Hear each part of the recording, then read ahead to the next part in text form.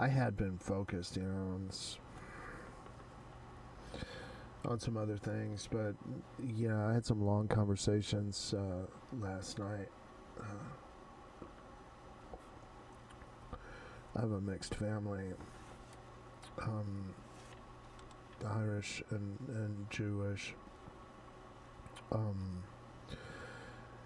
and yeah, some of us. Noam Chomsky, Yeah, Fateful Triangle, United States, Israel, and the Palestinians. yeah. This is an issue that's causing a lot of pain for Jewish people. Yeah, it sure is. And so this book came up, The Fateful Triangle, and I knew that I had gotten an audio book version of it, and I was like, I really want to, as a just an area of scholarly interest. Uh, I had studied a lot of Snorri Sturluson, and I think as a historian, he can really be credited with seeing to it that a lot of Viking history was preserved, and what he did, the contribution that he made, was sort of like he realized that the Catholic Church was eradicating culture that was inconsistent with um, uh, their take on the old Bible manuscripts with Noah and stuff like that. So Snorri fabricated this tale that connected historically the Viking people to Noah's Ark, and by doing that, he sort of provided a cover. Because if there was no if there was all this Viking history, here comes the church spreading through Europe, and they're taking over everything. If there was all this Viking history, and it was all, oh, we don't know anything about Noah or the Bible or whatever, then they would be targeted, to be destroyed, eradicated. It's like the lost cultures of Ireland, where the church set up monasteries and assiduously destroyed record and memory of ancient uh, um, Irish culture and history, and lost to this day. Um,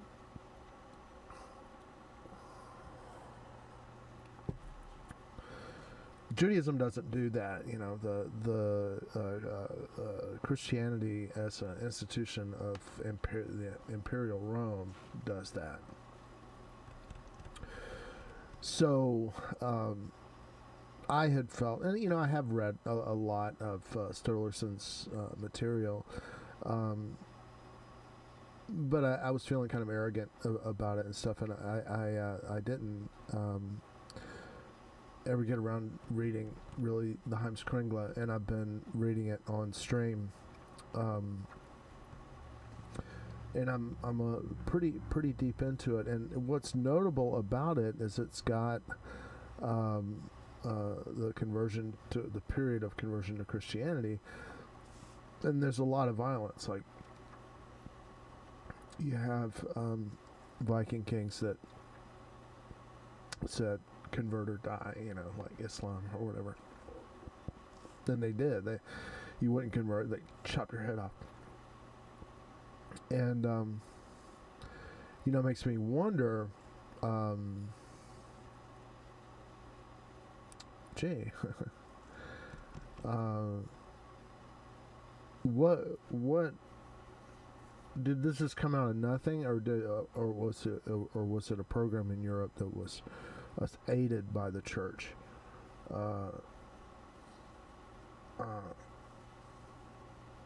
to spread the power of the Vatican, the the what is it, the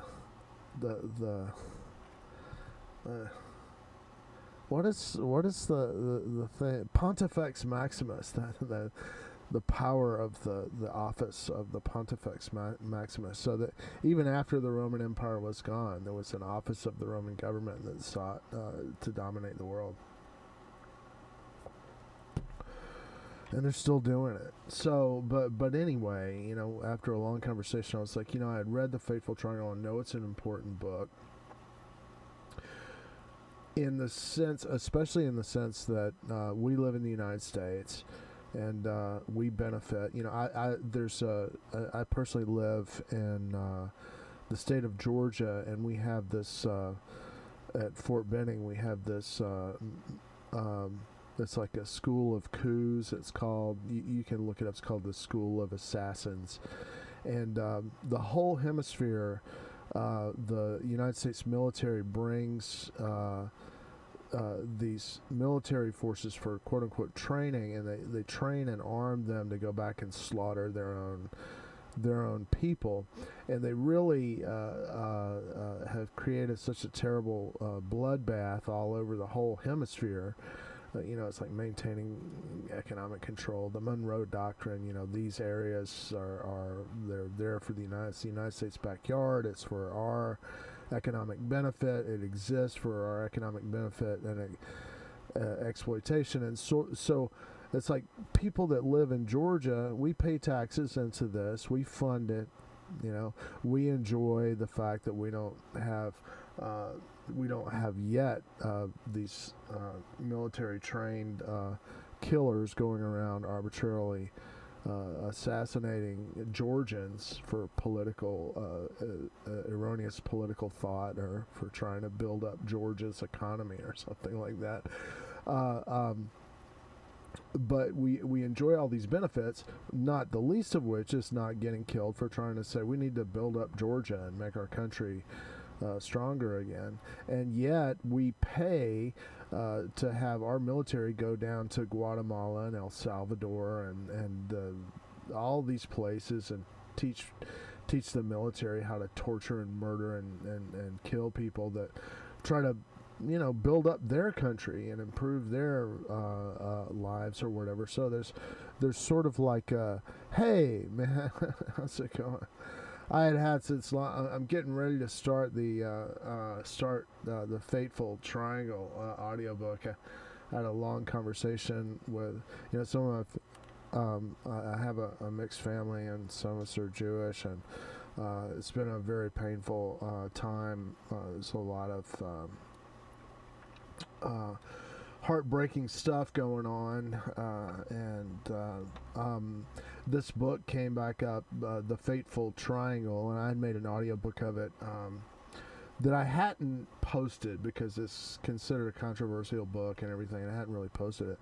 But on my other YouTube channel, I posted it up, and after a long conversations, I sort of have like a father figure. So my brother-in-law who's from Poland, and he's really in a lot of pain right now because of the conflict in Israel. A lot of us are very upset about it, and but you know, not, you know, we're not Israeli. It's not sort of, you know, and I'm in the school where sort of like not my business. If I, you know, like my feeling is that having been born here in Georgia in the United States, right? If I want to do something, you know, about occupied territory, well, I need to go to the Indian Removal Act. You know, we need to, you know, all this was,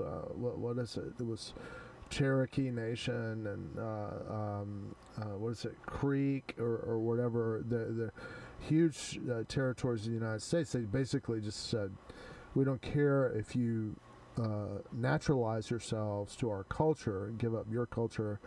We're going to remove you, and they did the Trail of Tears out of Georgia. So in my view, it's like if I'm concerned about what's going on in Israel as a Georgian, the first thing I can do is, or I should do, is work on helping the you know, repair the damage that was done to the people that the original people here. Give them some territory back, move them back in.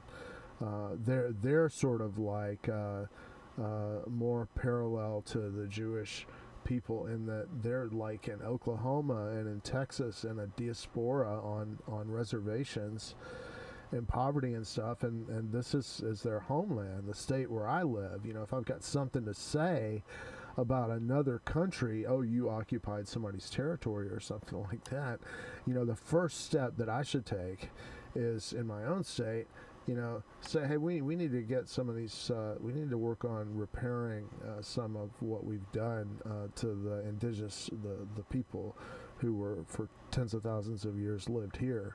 We need to come up with ways to live together and live in harmony and all this stuff like that. That's the place we should start. And so, you know, he was talking to me, and he's, you know, he's really upset, and I don't want. At his age, he's 75, and you know, I don't want him to fall out with a heart attack just over all the painful stuff, because he lost you know, all his family in the Holocaust and stuff like that, and he, you know, I want him to be able to feel better, but he's also you know, well, I say he's Polish. He was born here in the United States, but his parents were fled Hitler or whatever.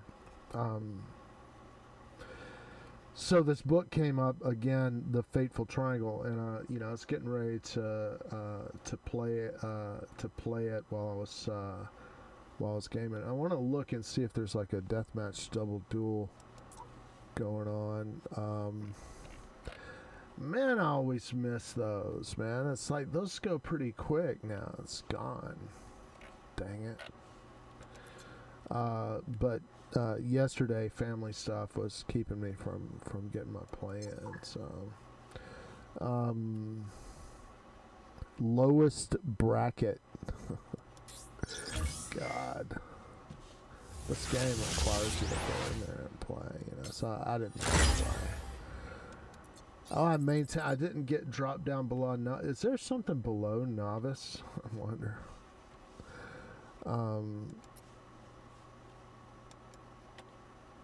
I was getting ready to talk to this.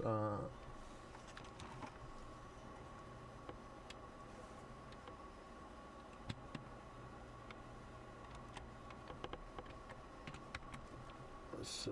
Where's that?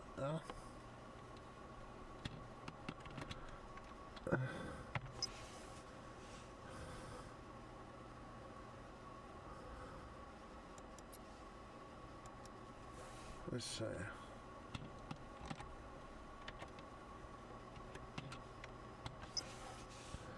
Let me go and invite these people.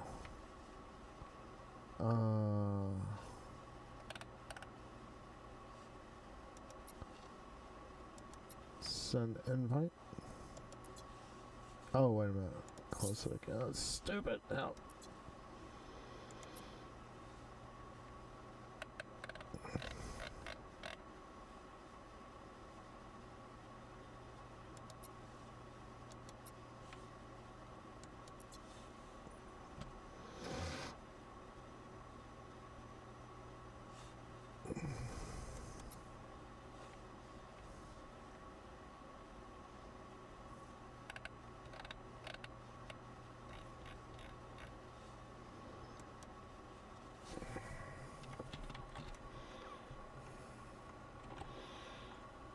I meet a lot of people from India on here at this hour, and I've actually made some good friends.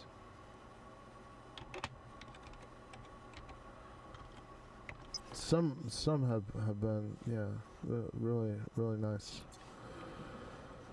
If you understand a little bit about somebody's culture, you know, you can get really good friends sometimes. Yeah.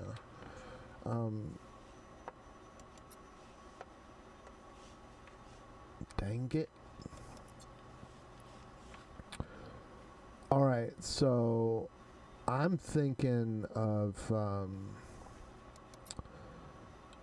deathmatch tournament, deathmatch 5 versus 5. Lucky Jedi, you want to go? Oh no, I'm stupid. I forgot how to.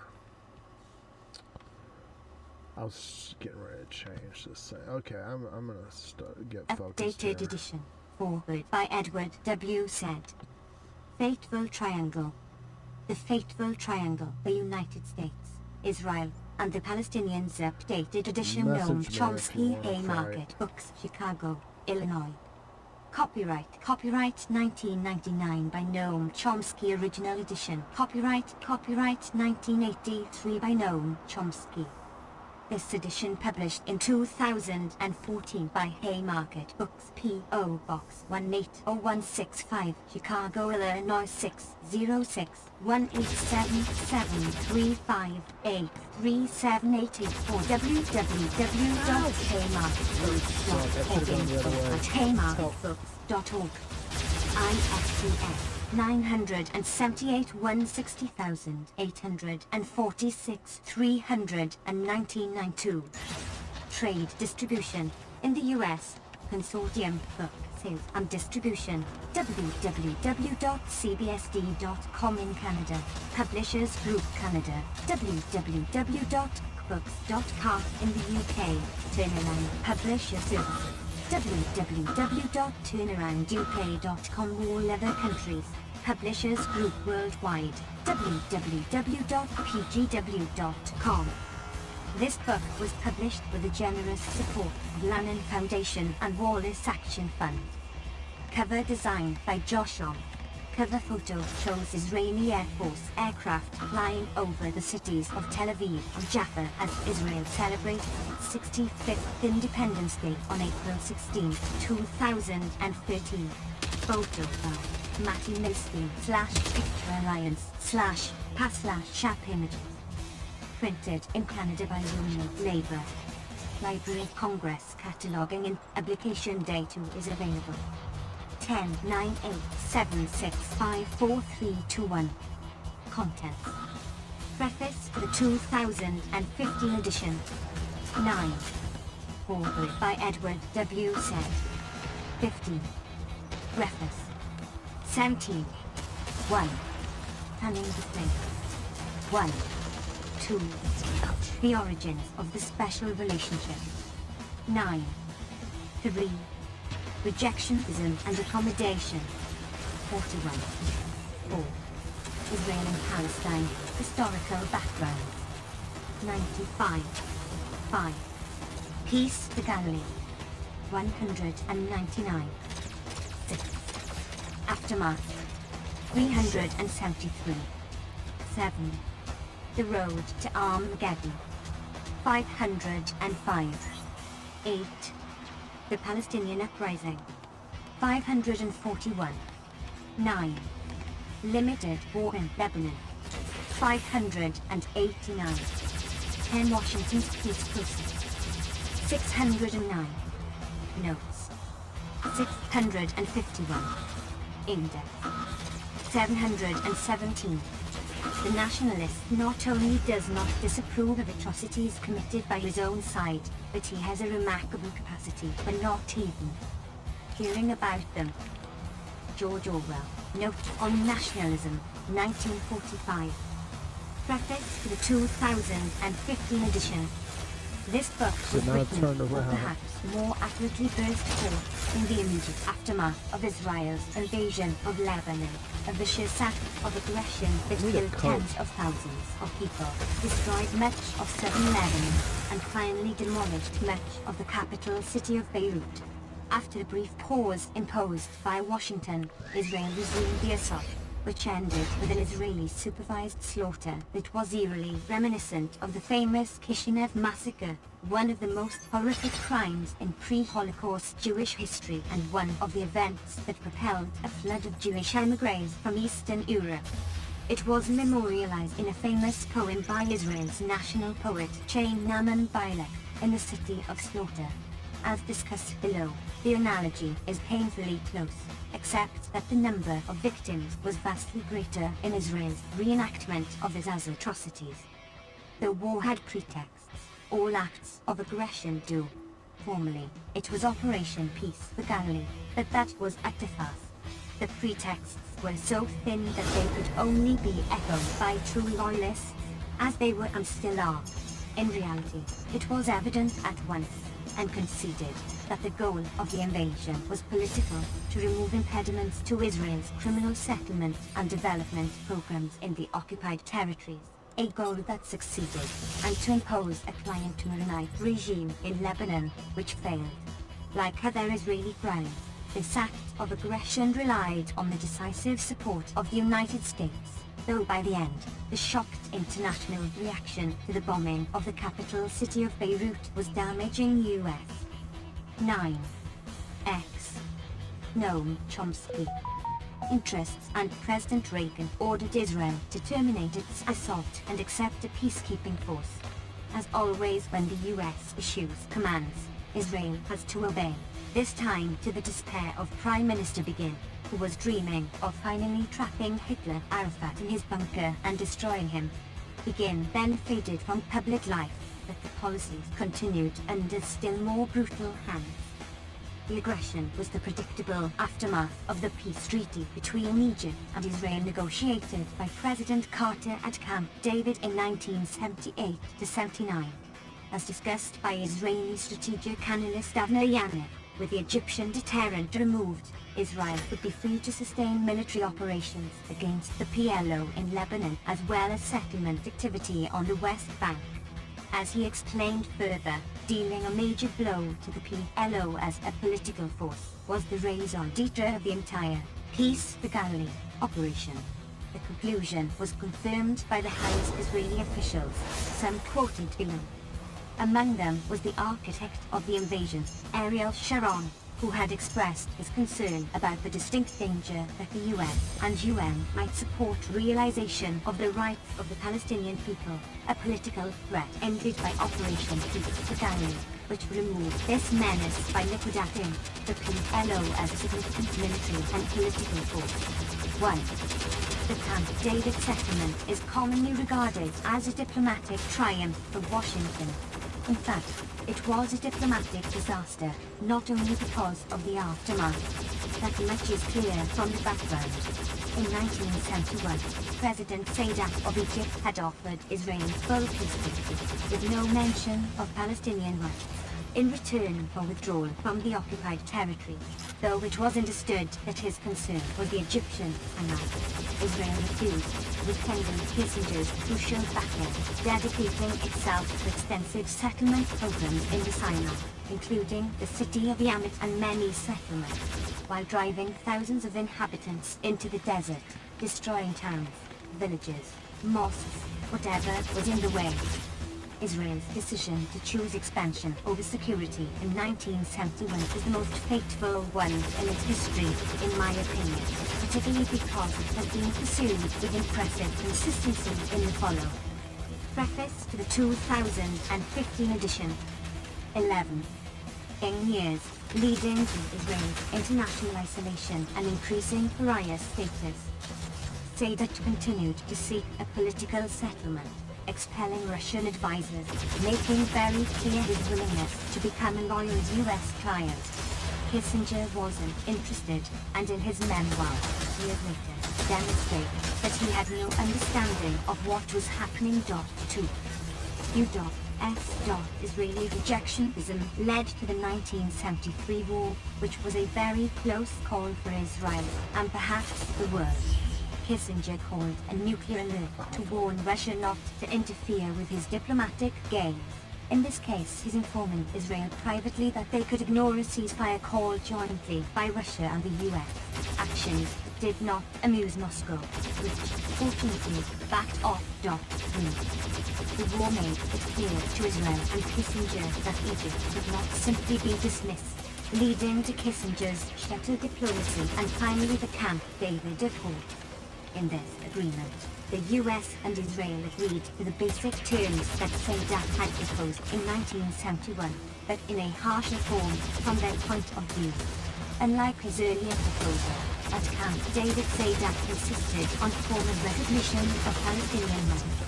The US and Israel agreed, though Israel quickly sabotaged any meaningful interpretation of the agreement, to President Carter's discomfiture.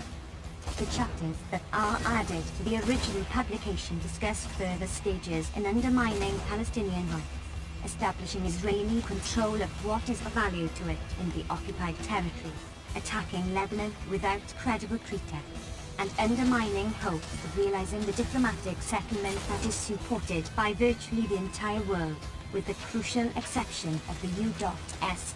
Israel sides of the fateful triangle. Later stages are amply discussed elsewhere.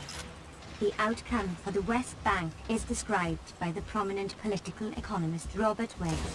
He has had extensive experience in the developing world, but writes that he has never encountered elsewhere anything like the sophisticated and extensive Israeli control system, designed with great care to ensure that political and economic development is barely possible for the Palestinians who remain in the enclaves to which they are restricted in the West Bank. As he reviews Israeli 12. Noam Chomsky. Restrictions penetrate deeply into the micro details of Palestinian everyday lives, including the movement of people within the West Bank, the import and export of goods and services, investments, education, and access to basic infrastructure, electricity, water, sanitation. They are so pervasive and systematic that it almost seems as if the Israeli state has mapped the entire Palestinian economy in terms of input-output relations, right down to the level of the individual, the household, the small firm, the large firm, the school, the university, so as to find all possible choke points, which Israeli officials can tighten or loosen at will.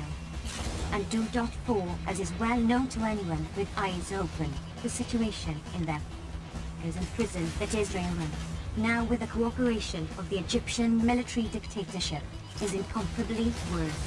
For 20 years, the US and Israel have dedicated themselves to ensure that Gaza will be cut off from the West Bank, in violation of the Oslo Accords that they signed in the Day of Awe in 1993 that was acclaimed with due respect in the American press. The motivation is evident: cut off from Gaza any limited autonomy that might be granted to West Bank Palestinians will be imprisoned between Israel and the U.S. allied Jordanian dictatorship, with no access to the outside world. The task will be completed even more fully as Israel carries forward its systematic project of taking over the Jordan Valley, expelling Palestinians, sinking wells and establishing settlements, aiming for control of about 1/3 of the West Bank and much of its Arab land. A sophisticated siege keeps Gaza at a bare level of survival, also subject to regular Israel attacks, with periodic episodes of mowing the lawn, the Israeli term for murderous assault. There has been a regular routine since Israel's disengagement in 2005, which of course left it the occupying power, a fact recognized by the world outside of Israel, even by the US. A ceasefire agreement is reached. Israel ignores it while the elected Hamas government observes it, as Israel concedes, until finally some Israeli escalation of violence elicits a Hamas reaction, which serves as the pretext for the next episode of mowing the lawn, each more barbaric than the last. Outside of the United States, the facts are pretty well. Preface to the 2015 edition. 13. Understood. Within the US, Israel is typically portrayed as the innocent victim, in accord with official policy. 6. There is nothing secret about Israel's objectives. The 1999 electoral program of the governing Likud coalition, never rescinded, flatly rejects the establishment of a Palestinian Arab state west of the Jordan River. 7. With regard to Gaza, contrary to much propaganda about Israel's noble aims in disengaging from the devastated region, the architect of the disengagement, Prime Minister Sharon's associate Rizlan, informed the Israeli press, with refreshing honesty, that the significance of the disengagement plan is the freezing of the peace process.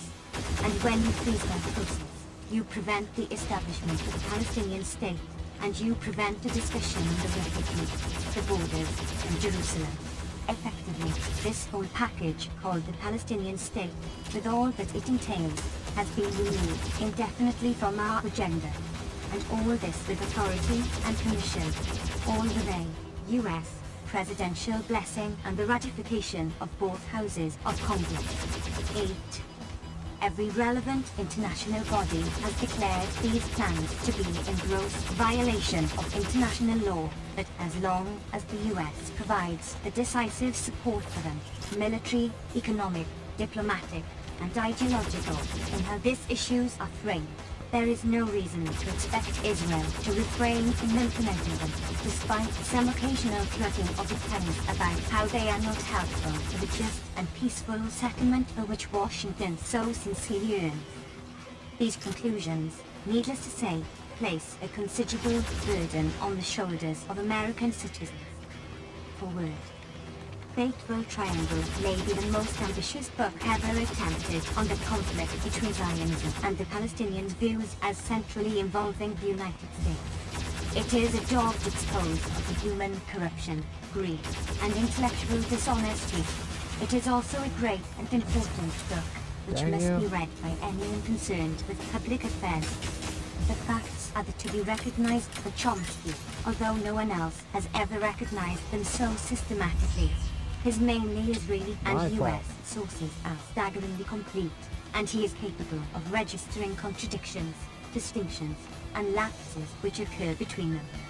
There is something profoundly moving about a mind of such noble ideals repeatedly stirred on behalf of human suffering and injustice. One thinks here of Voltaire, of Bender, or Russell, although more than any one of them, Chomsky commands what he calls reality fact over the breathtaking thrill. Fateful Triangle can be read as a protracted war between fact and a series of myths: Israeli democracy, Israeli purity of arms, the benign occupation, no racism against Arabs in Israel, Palestinian terrorism, peace for Galilee. Having rehearsed the official narrative, he then blows it away with vast amounts of counter-evidence. Chomsky's major claim is that Israel and the United States, especially the latter, are rejectionists opposed to peace, whereas the Arabs, including the PLO, have for years been trying to accommodate themselves to the reality of Israel. Chomsky supports his case by com. 15. 16. Known Chomsky. Pairing the history of the Palestinian-Israeli conflict, so profoundly inhuman, cynical, and deliberately cruel to the Palestinian people, with its systematically rewritten record as kept by those whom Chomsky calls supporters of Israel. It is Chomsky's contention that the liberal intelligentsia, Irving Howe, Arthur Goldberg, Alan Dilsh Oates, Michael Walzer, Amos Soz, Jane Fonda, Tom Hayden, Shlomo Avirai, Martin Brett, and even segments of the organized left are more culpable, more given to lying, than conservative are. Nor is Chomsky especially gentle to the PLO, whose self-destructiveness and suicidal character he criticizes. The Arab regimes, he says, are not decent, and, he might have added, not popular either. In the new edition, Chomsky includes invaluable material on the Oslo and Hawaii Accords, an unnecessary line of Arab capitulation by which Israel has achieved all of its tactical and strategic objectives at the expense of every proclaimed principle of Arab and Palestinian nationalism and struggle. For the first time in the 20th century, an anti-colonial liberation movement has not only discarded its own considerable achievements, it has made an agreement to cooperate with a military occupation before that occupation has ended. Witnessing such a sorry state of affairs is by no means a monotonous, monochromatic activity. It involves what for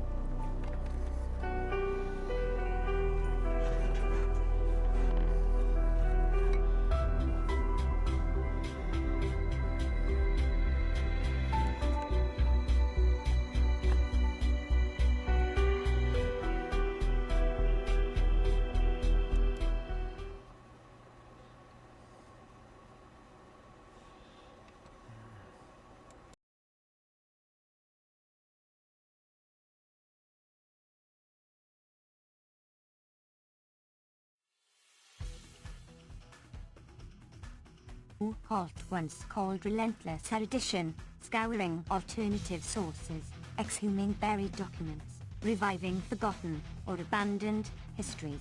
It involves a sense of the dramatic and of the insurgent, making a great deal of one's rare opportunities to speak. There is something profoundly unsettling about an intellectual such as Chomsky, who has neither an office to protect nor territory to consolidate and guard. There is no dodging the inescapable reality that such representations by the intellectuals will neither make them friends in high places nor win them official honors. It is a lonely condition, yes, but it is always a better one than a gregarious tolerance for the way things are. Edward W. said, New York, January 1999. Preface. For some time, I've been compelled to arrange speaking engagements long in advance. Sometimes a title is requested for a talk scheduled several years ahead. There is, I've found, one title that always works: the current crisis in the Middle East.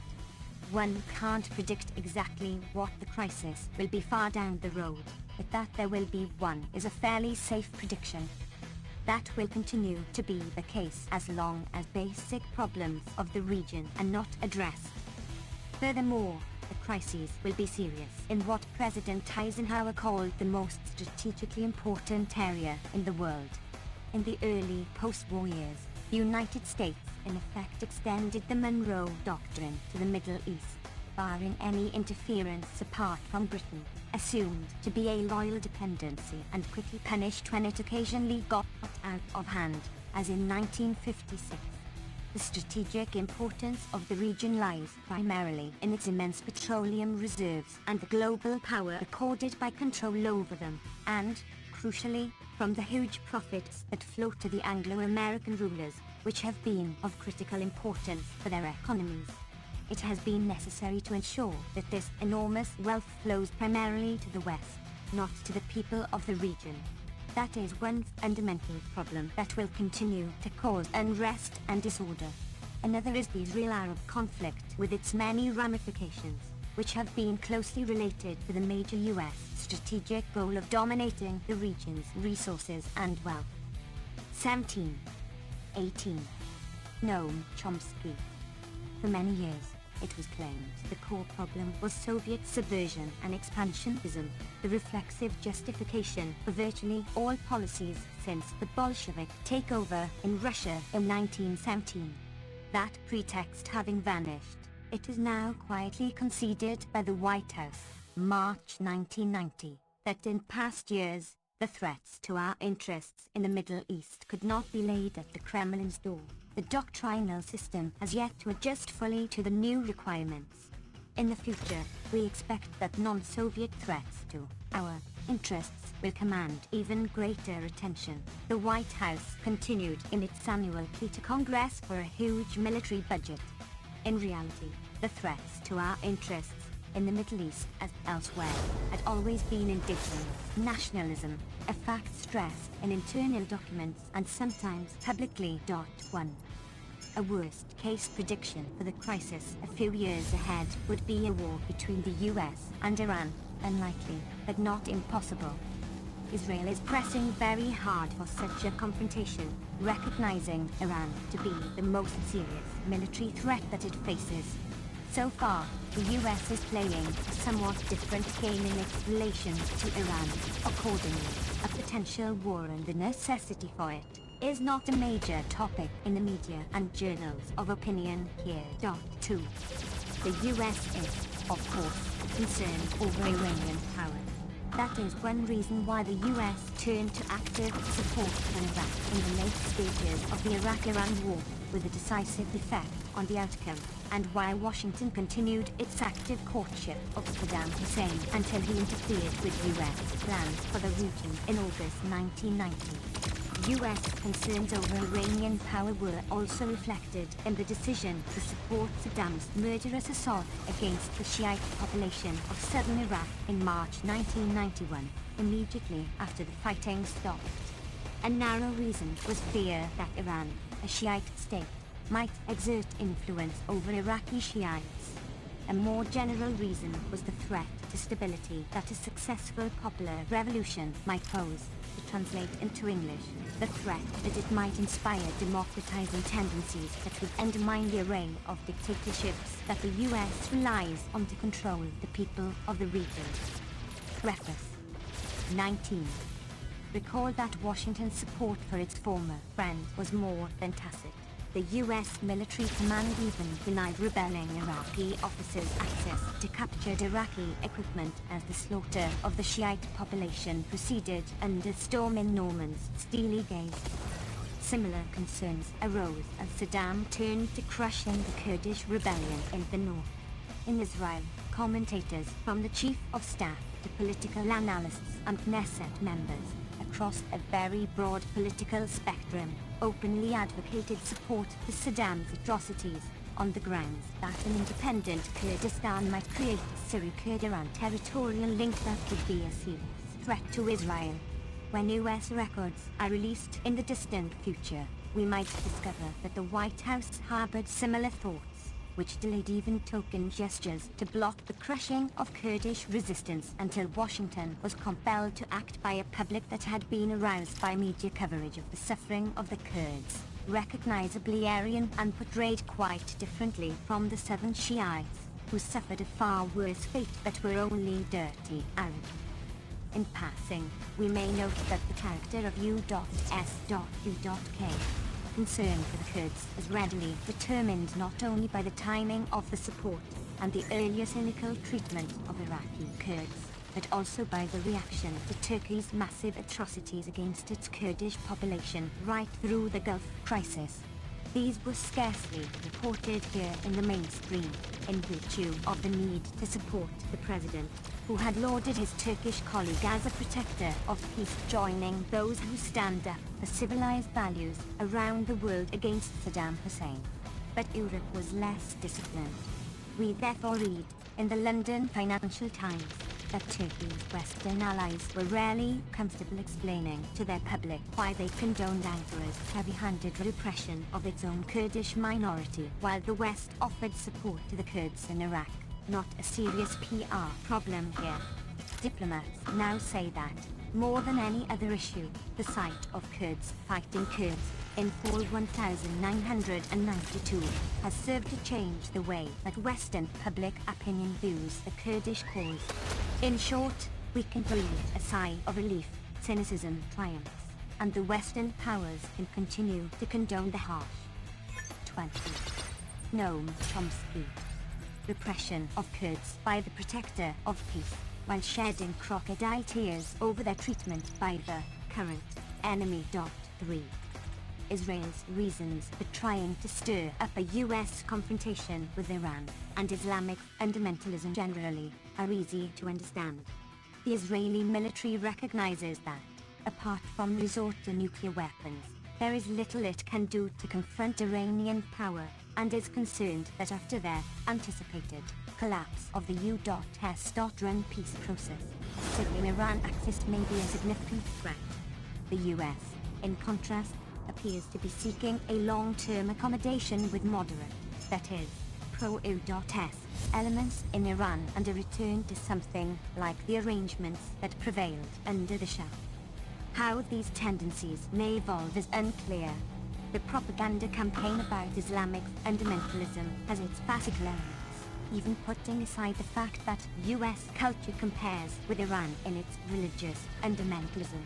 The most extreme Islamic fundamentalist state in the world is the loyal US ally Saudi Arabia, or, to be more precise, the family dictatorship that serves as the Arab facade behind which the US effectively controls the Arabian Peninsula, to borrow the terms of British colonial rule. The West has no problems with Islamic fundamentalism.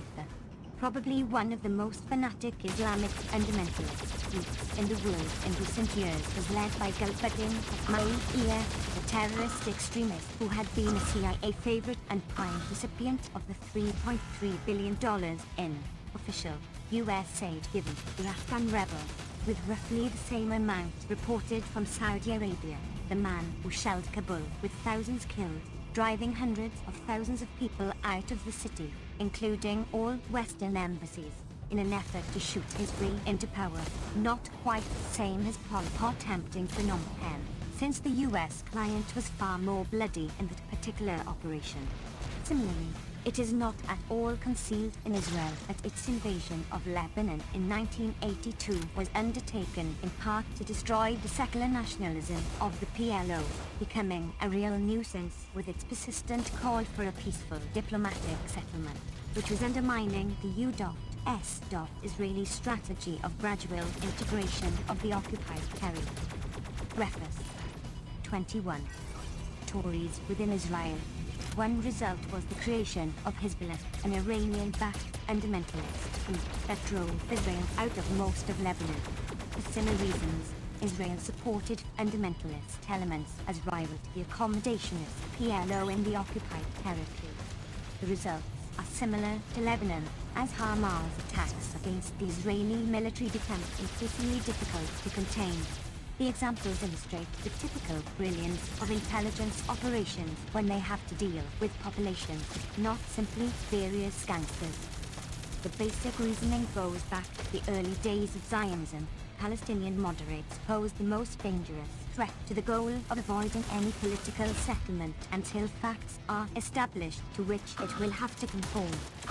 In brief, Islamic fundamentalism is an enemy only when it is out of control. In that case, it falls into the category of radical nationalism or ultra-nationalism, more generally, of independence whether religious or secular, right or left, military or civilian, priests who preach the preferential option for the poor in Central America, to mention a recent case. The historically unique U.S.-Israel alliance has been based on the perception that Israel is a strategic asset, fulfilling U.S. goals in the region in tacit alliance with the Arab Fussad in the Gulf and other regional protectors of the family dictatorships, and performing services elsewhere.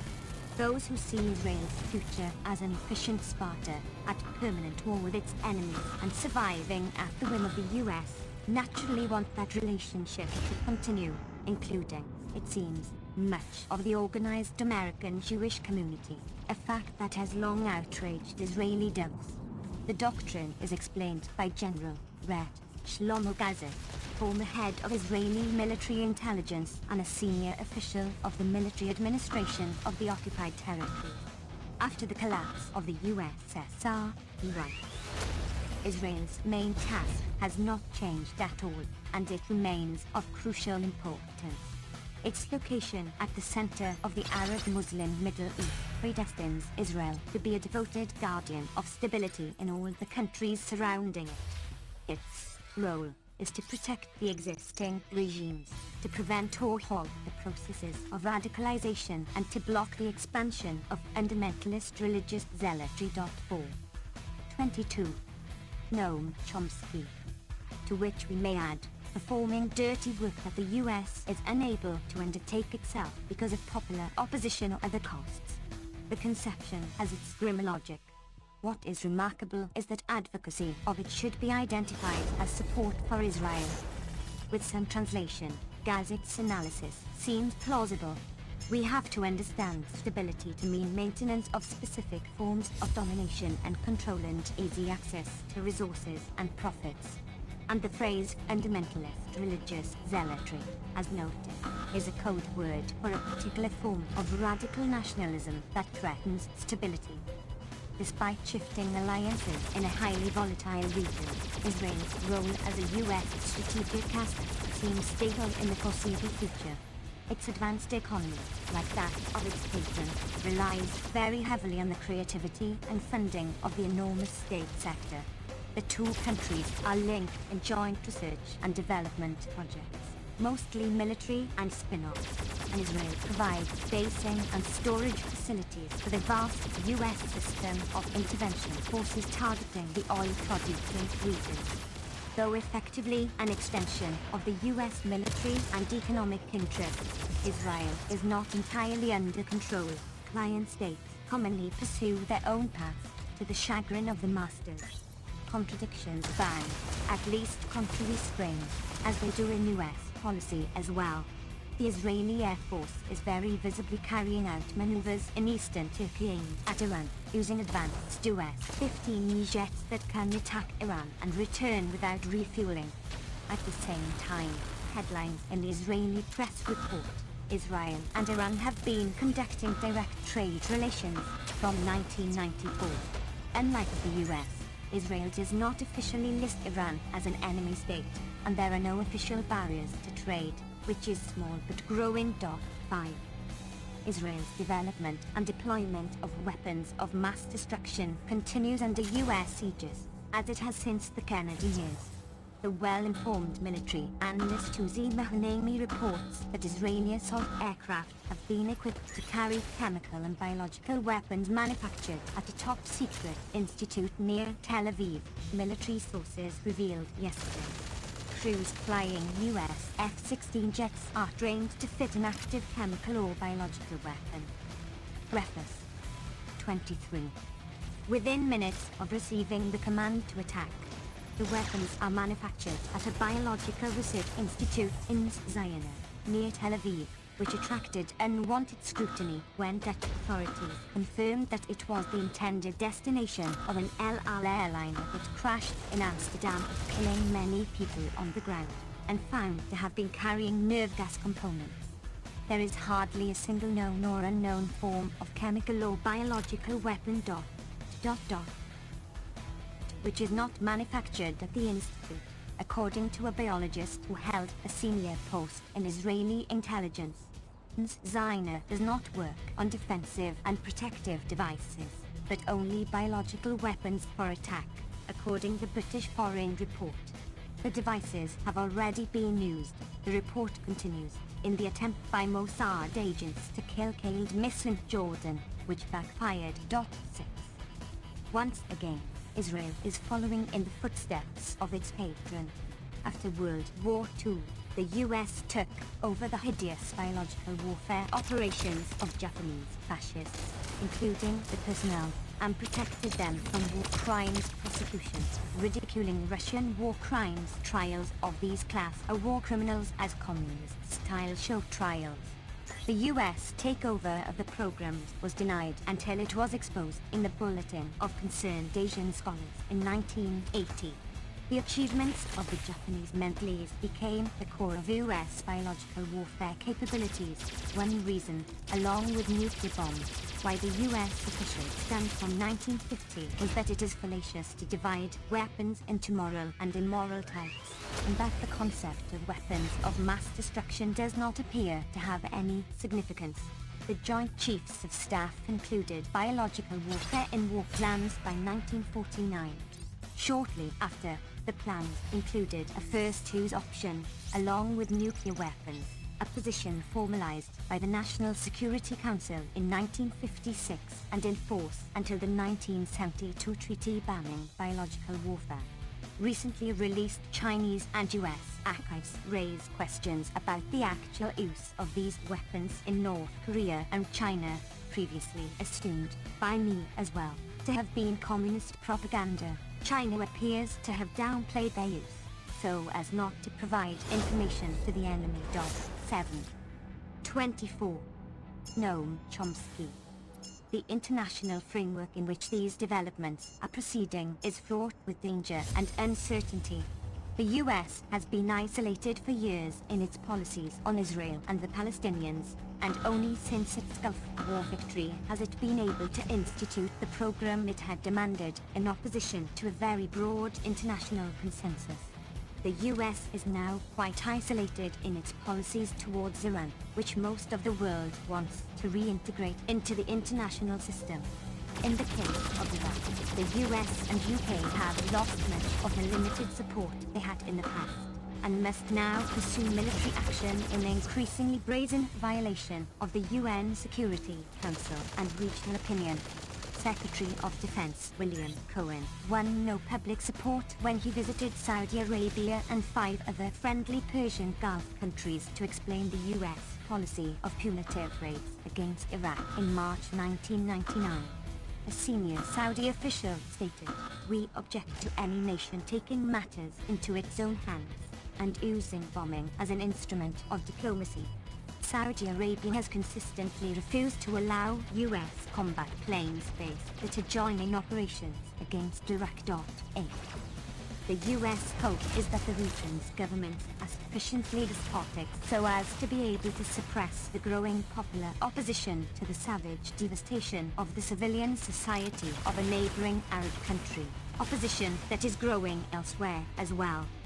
Concerns over these developments must surely have become serious as the US and its British client were seeking to prepare the ground for bombing of Iraq in late 1997.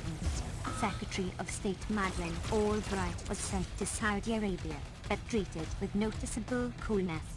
In sharp contrast, former Iranian President Rafsanjani, still a pivotal figure in Tehran, was given an audience by the ailing King Fahd in Saudi Arabia, and as his 10-day trip ended on March 2nd, Foreign Minister Prince Saud described it as one more step in the right direction towards improving relations. He also reiterated that the greatest destabilizing element in the Middle East and the cause of all other problems in the region is Israel's policy towards the Palestinians and US support for it. These policies might activate popular forces that Saudi Arabia greatly fears, as well as undermining its legitimacy as guardian of Islamic holy places, including the Dome of the Rock.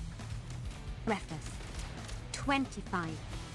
In East Jerusalem, now effectively annexed by U.S./Israeli Greater Jerusalem program.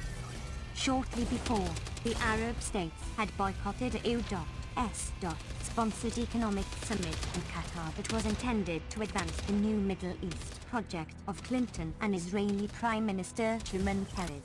Instead, they attended an Islamic conference in Tehran in December 1997, joined even by Iraq.9.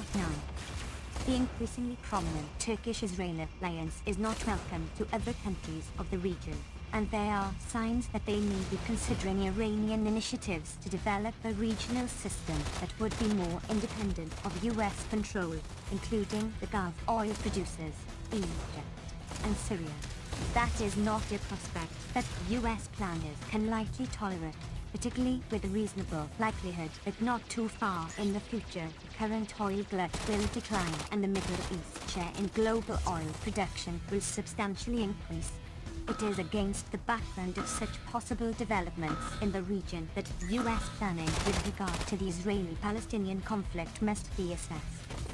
Israel's internal economy and social structure are coming to resemble that of its patron and paymaster, with growing inequality and the collapse of social support systems, along with a sense of social solidarity generally. One grave internal problem is the cost, economic, social, and cultural, of sustaining a large and growing ultra-religious, petty population, which draws heavily on educational and welfare programs that contribute little to the economy. In a 1997 study, economists from the Hebrew University and Boston University found that Israel's workforce participation for men is well below that of Western Europe and the US, and declining as ultra-Orthodox non-participation ... is permanent and increasing at a geometric rate. If the tendency persists, they will make Israel's welfare system insolvent and bankrupt municipalities with large ultra-Orthodox populations. Refusal to work among the Orthodox is a specific Israeli phenomenon, not the case elsewhere or historically in anything like the manner of contemporary Israel. With a religious population doubling every 17 years, economic bankruptcy is imminent, the economists conclude, though the ultra-Orthodox Rabbi Hu. 26. Noam Chomsky, chairs the Knesset Finance Committee, feels that all is under control because this country is living with miracles. 10. Conflicts between the secular and religious populations are becoming more intense, exacerbated by class and ethnic correlations. Population growth is increasing among Palestinians and ultra-religious Jews, declining among secular and privileged sectors, as in Europe. Many Israelis find the looming civil war more ominous even than the dangerous international conflicts that are likely to persist.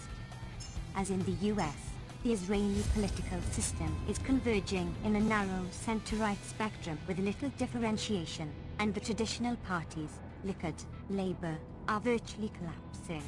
Their current leaders, Benjamin Netanyahu and Ed Barak, have two identical maps.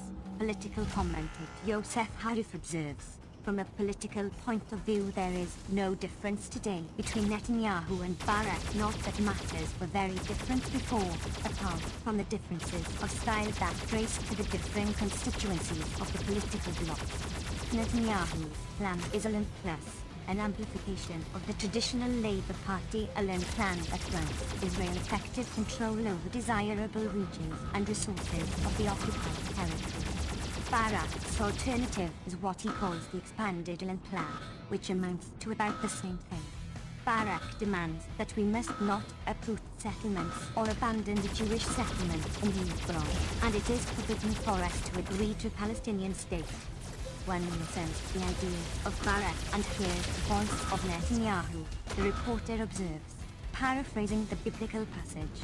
Considering their records, commentator Avish Abbott, speaking for the left, asks why do we hate Benjamin Netanyahu so much, particularly since he bears responsibility for less bloodshed and less harm to human rights than the two patrons of peace who occupied the Prime Minister's chair before him, Yitzhak Rabin and Shimon Peres, the former anointed as Messiah in delusional fantasies of the left. Shabbat comments. 11. With regard to the Palestinians, the US and Israel continue to implement the extreme rejectionist program they have maintained since the early 1970s, in international isolation until the Gulf War gave the US free rein to institute its version of the peace process. Preface. 27.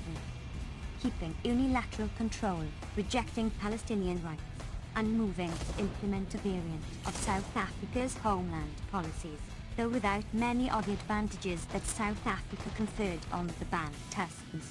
The steps are reviewed in the text that follows and the chapters that update the story from 1983 to the present.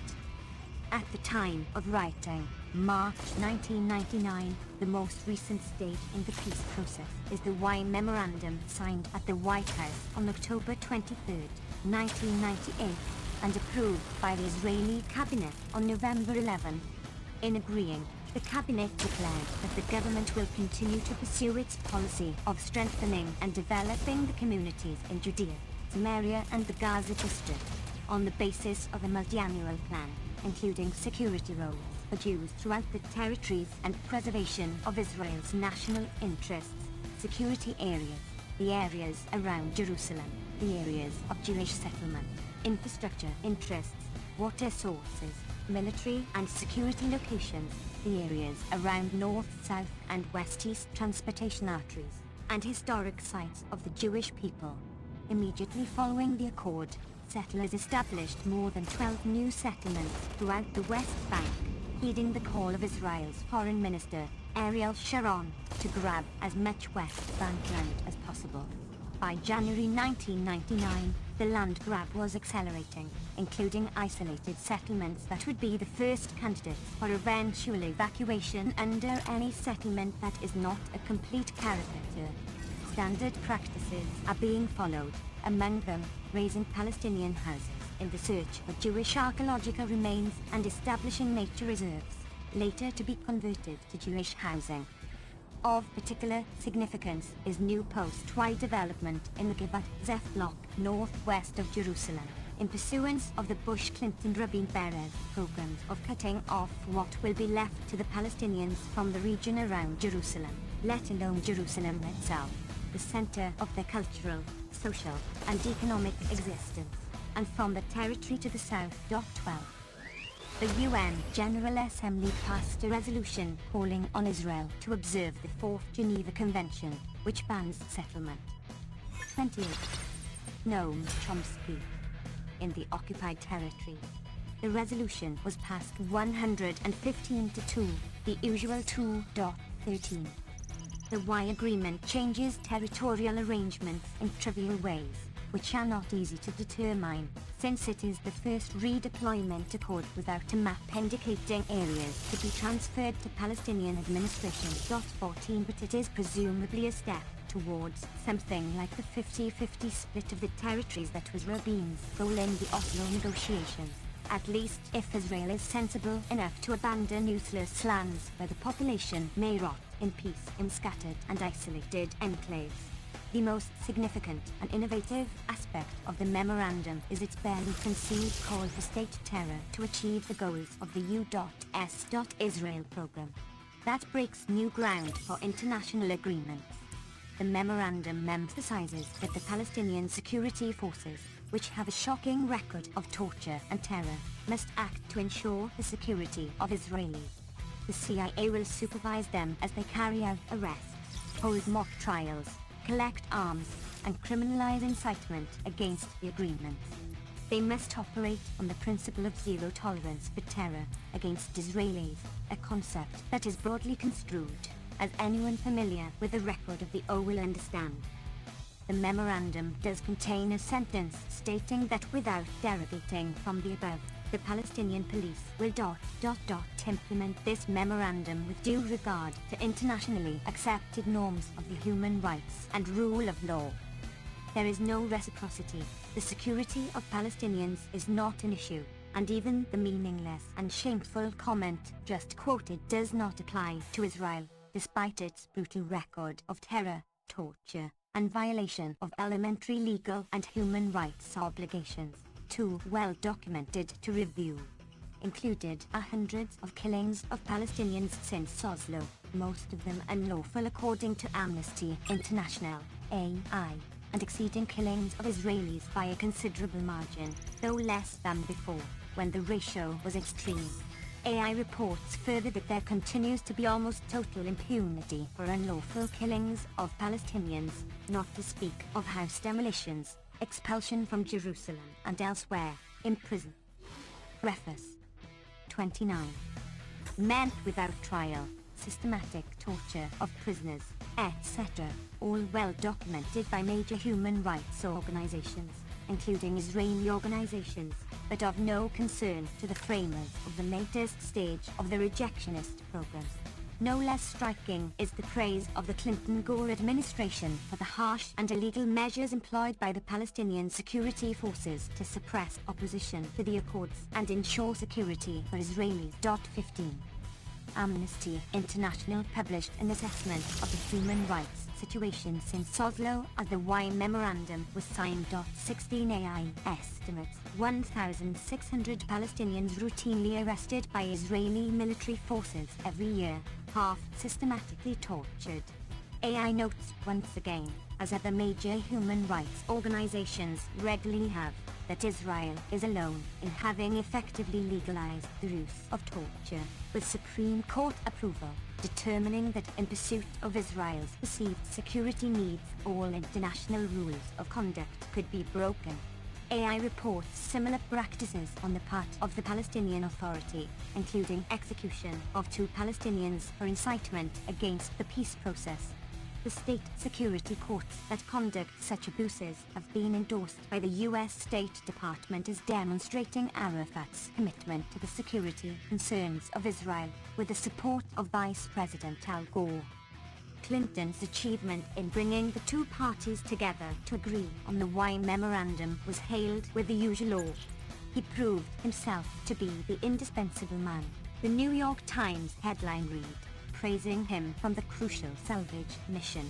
Clinton is staking out the moral high ground by insisting on the terms of the Y Memorandum. He preached accommodation to immutable realities, immutable because they are demanded by U.S. power.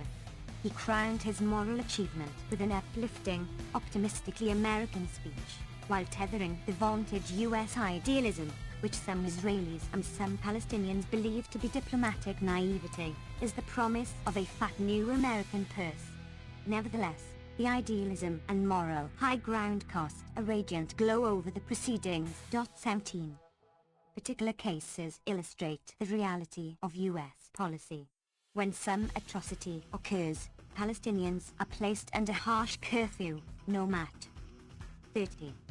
Noam Chomsky. To who is responsible?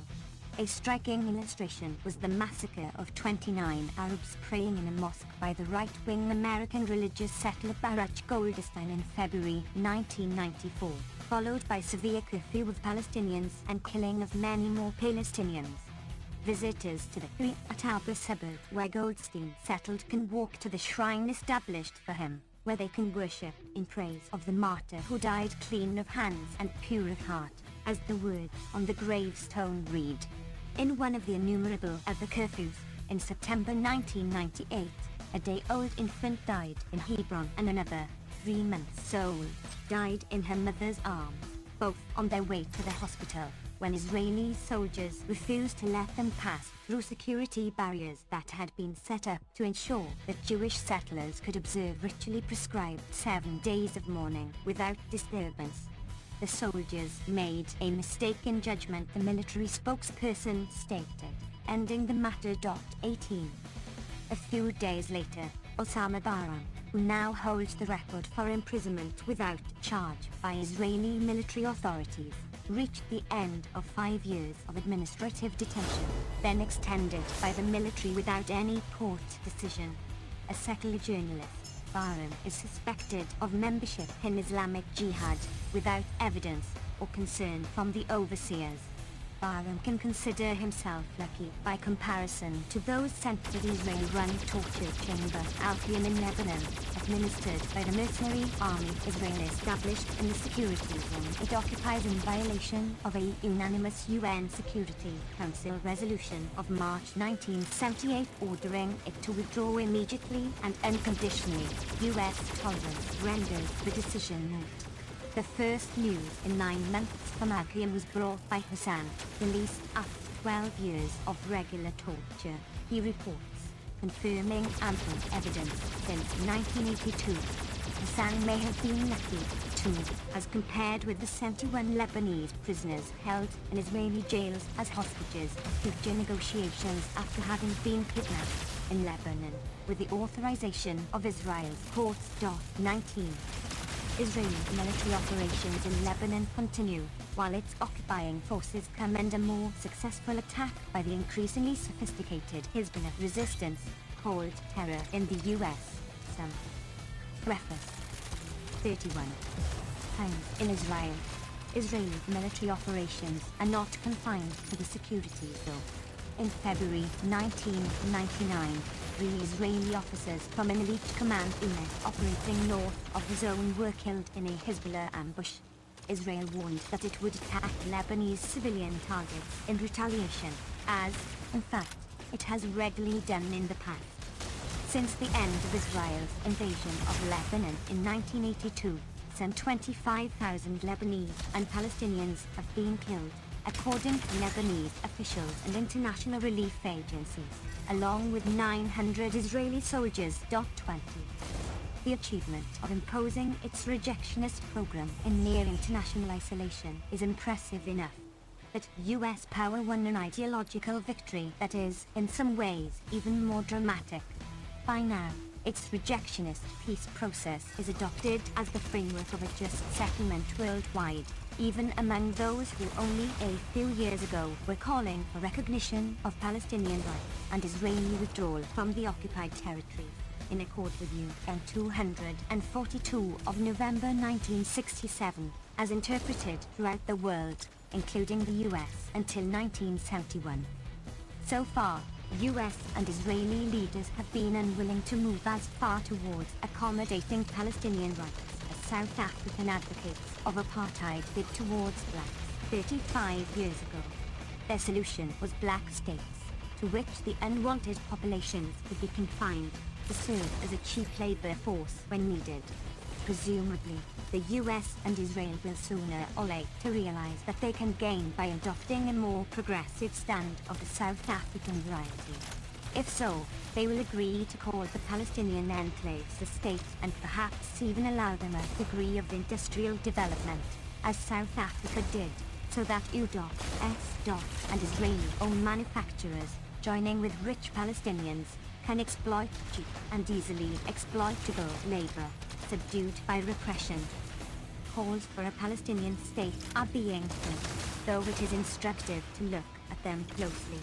At the extreme pro-Palestinian end of mainstream discourse, Anthony Lewis, joining in the standard denunciations of Netanyahu, contrasted him with the unsentimental old soldier Yitzhak Rabin, who, with his sheer intellectual honesty, was willing to sign the Oslo Agreement. But unlike Rabin, Netanyahu opposes any solution that would give 32.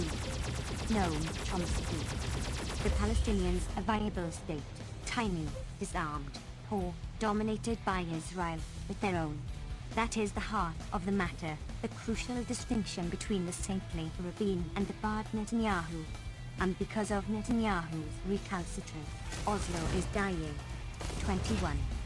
In fact, Rabin and his successor Shimon Peres, while in office, forcefully rejected any idea of a Palestinian state, while the Netanyahu government has been more ambivalent on the matter, see below.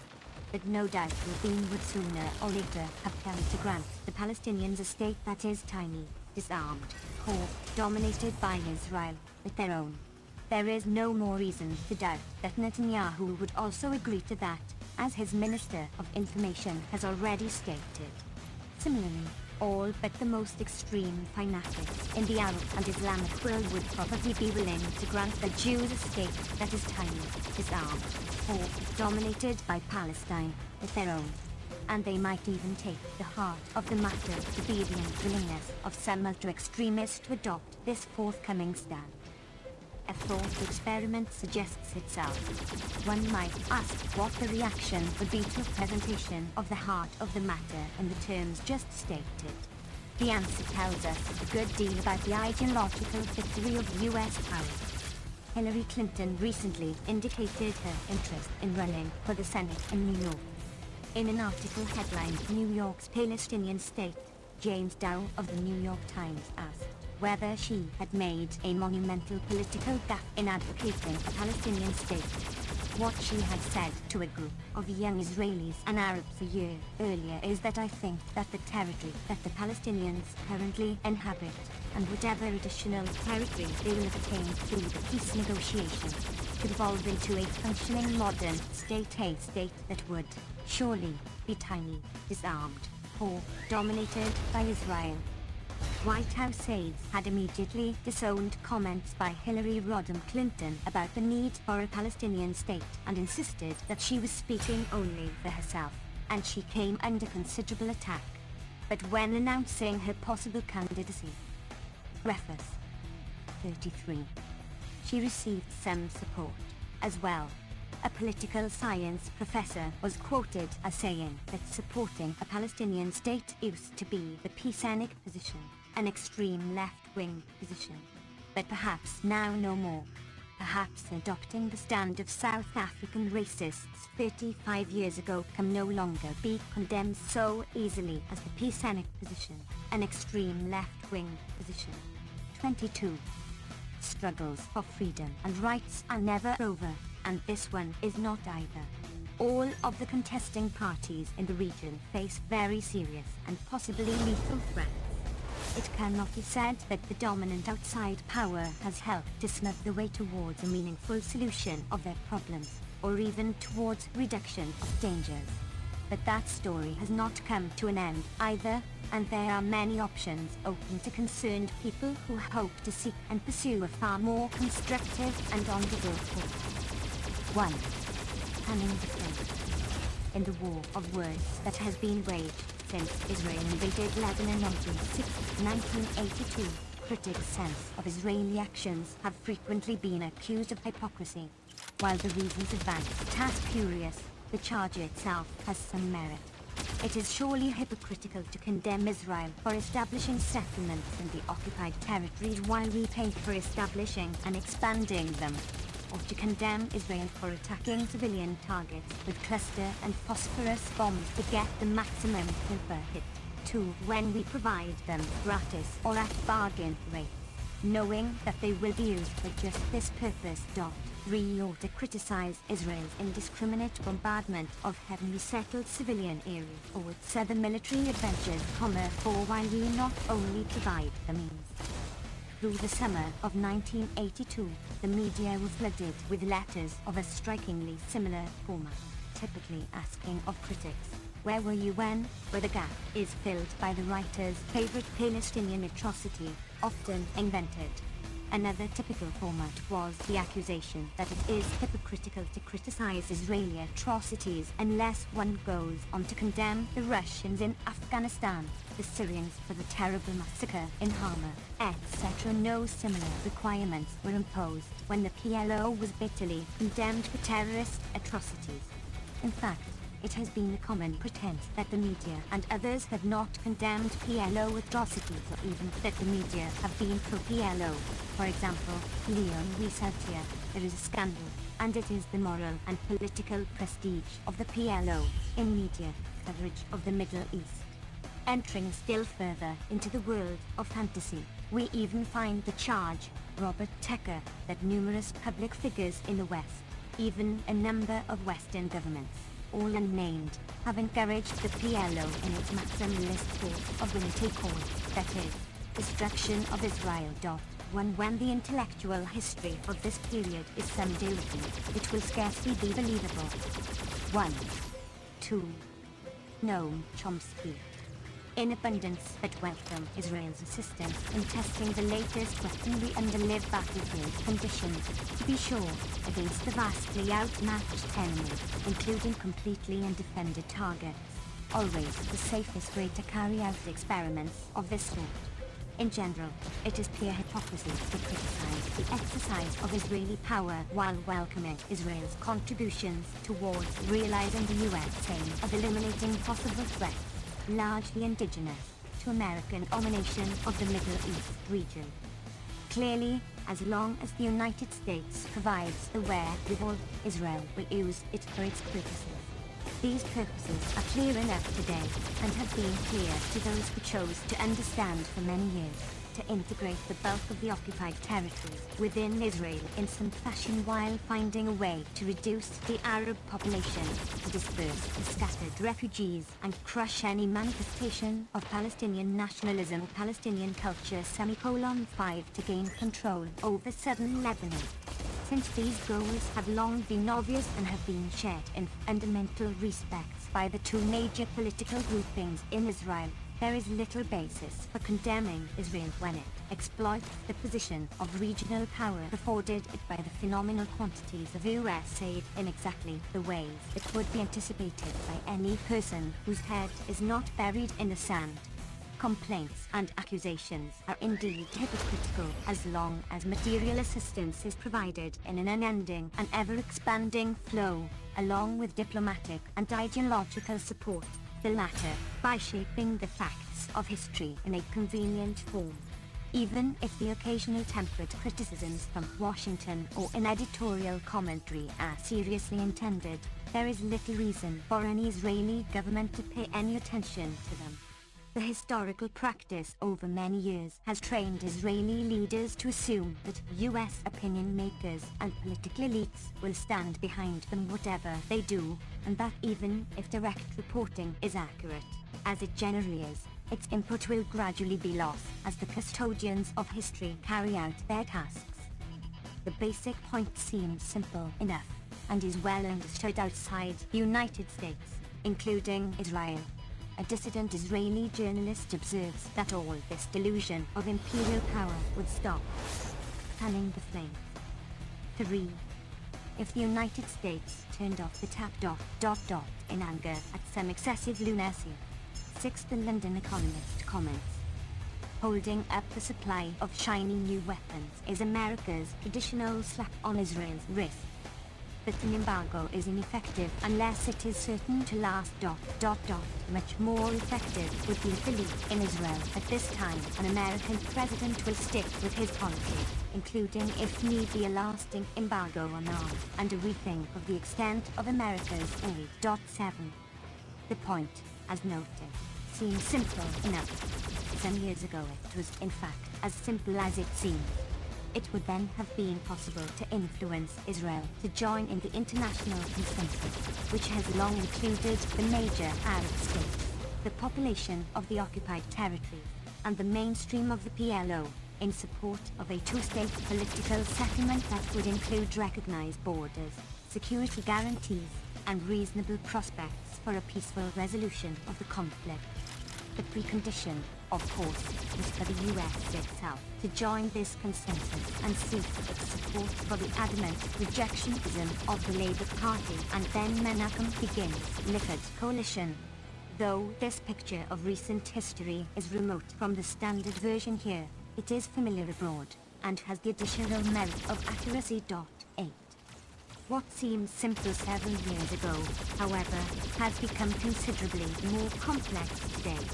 By now, it is not at all clear what the effect would be if US policy were to shift towards the international consensus, abandoning the commitment to a greater Israel that will dominate the region in the interests of American power, a commitment that is expressed in deeds, whatever the accompanying words may be, and terminating its immense material, diplomatic and ideological contributions towards ensuring that the quite treasonable international consensus will not be realized.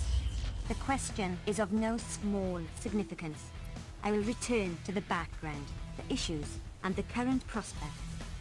What follows is not intended as a comprehensive review or analysis of the network of relations among the United States, Israel and the Palestinians. Rather, its more modest aim at to bring out certain elements of the special relationship between the United 4. Noam Chomsky States and Israel, and their relationships to the original inhabitants of the land, which I think have been insufficiently appreciated or addressed and often seriously misrepresented, with the consequence that we have pursued policies that are both disgraceful and extremely dangerous, increasingly so. These remarks will be critical of Israel's policies, its consistent rejection of any political settlement that accommodates the national rights of the indigenous population, its repression and state terrorism over many years, its propaganda efforts, which have been remarkably successful, much to Israel's detriment in my view, in the United States. But this presentation may be misleading in two respects. In the first place, this is not an attempt at a general history. The focus is on what I think is and has been wrong and what should be changed, not on what I think has been right. Secondly, the focus on Israeli actions and initiatives may obscure the fact that my real concern is the policies that have been pursued by the US government and our responsibility in shaping or tolerating these policies. To a remarkable extent, articulate opinion and attitudes in the US have been dominated by people who describe themselves as supporters of Israel, a term that I will also adopt, though with much reluctance, since I think they should more properly be called supporters of the moral degeneration and ultimate destruction of Israel, and not Israel alone. Given this ideological climate and the concrete US actions that it has helped to engender, it is natural enough that Israeli policies have evolved in their predictable way. Perpetuation of these tendencies within the US and a new Israel relations portends a rather gloomy future, in my view, for reasons that I hope will become clearer as we proceed. If so, a large measure of responsibility lies right here, as in the recent past. One of the things that is right is the Hebrew language press, or at least significant segments of it. I have relied extensively on the work of thoughtful and courageous Israeli journalists who have set and met quite unusual standards in exposing unpleasant facts about their own government and society. There is nothing comparable elsewhere, in my experience. See also TNCW, p. 450, see Note 5, Robin Friedman, The West Bank's Brave Reporters, Middle East International, March 4, 1983. I am indebted to several Israeli friends, primary among them Israel Shayhak, for having provided me with a great deal of material from these sources, as well as much insightful comment. Fanning the flame. 5. The essential features of the US contribution towards the creation of a greater Israel were revealed in a stark and brutal form in the September 1982 massacre of Palestinians in Beirut. which finally did elicit widespread outrage, temporarily at least. I will return to the events and their background later. For now, it suffices to observe that the Israeli invasion of Lebanon was supported by the US and by editorial comment generally, though qualms were raised when it seemed to be going too far, perhaps threatening US interests, or to involve too many civilian casualties.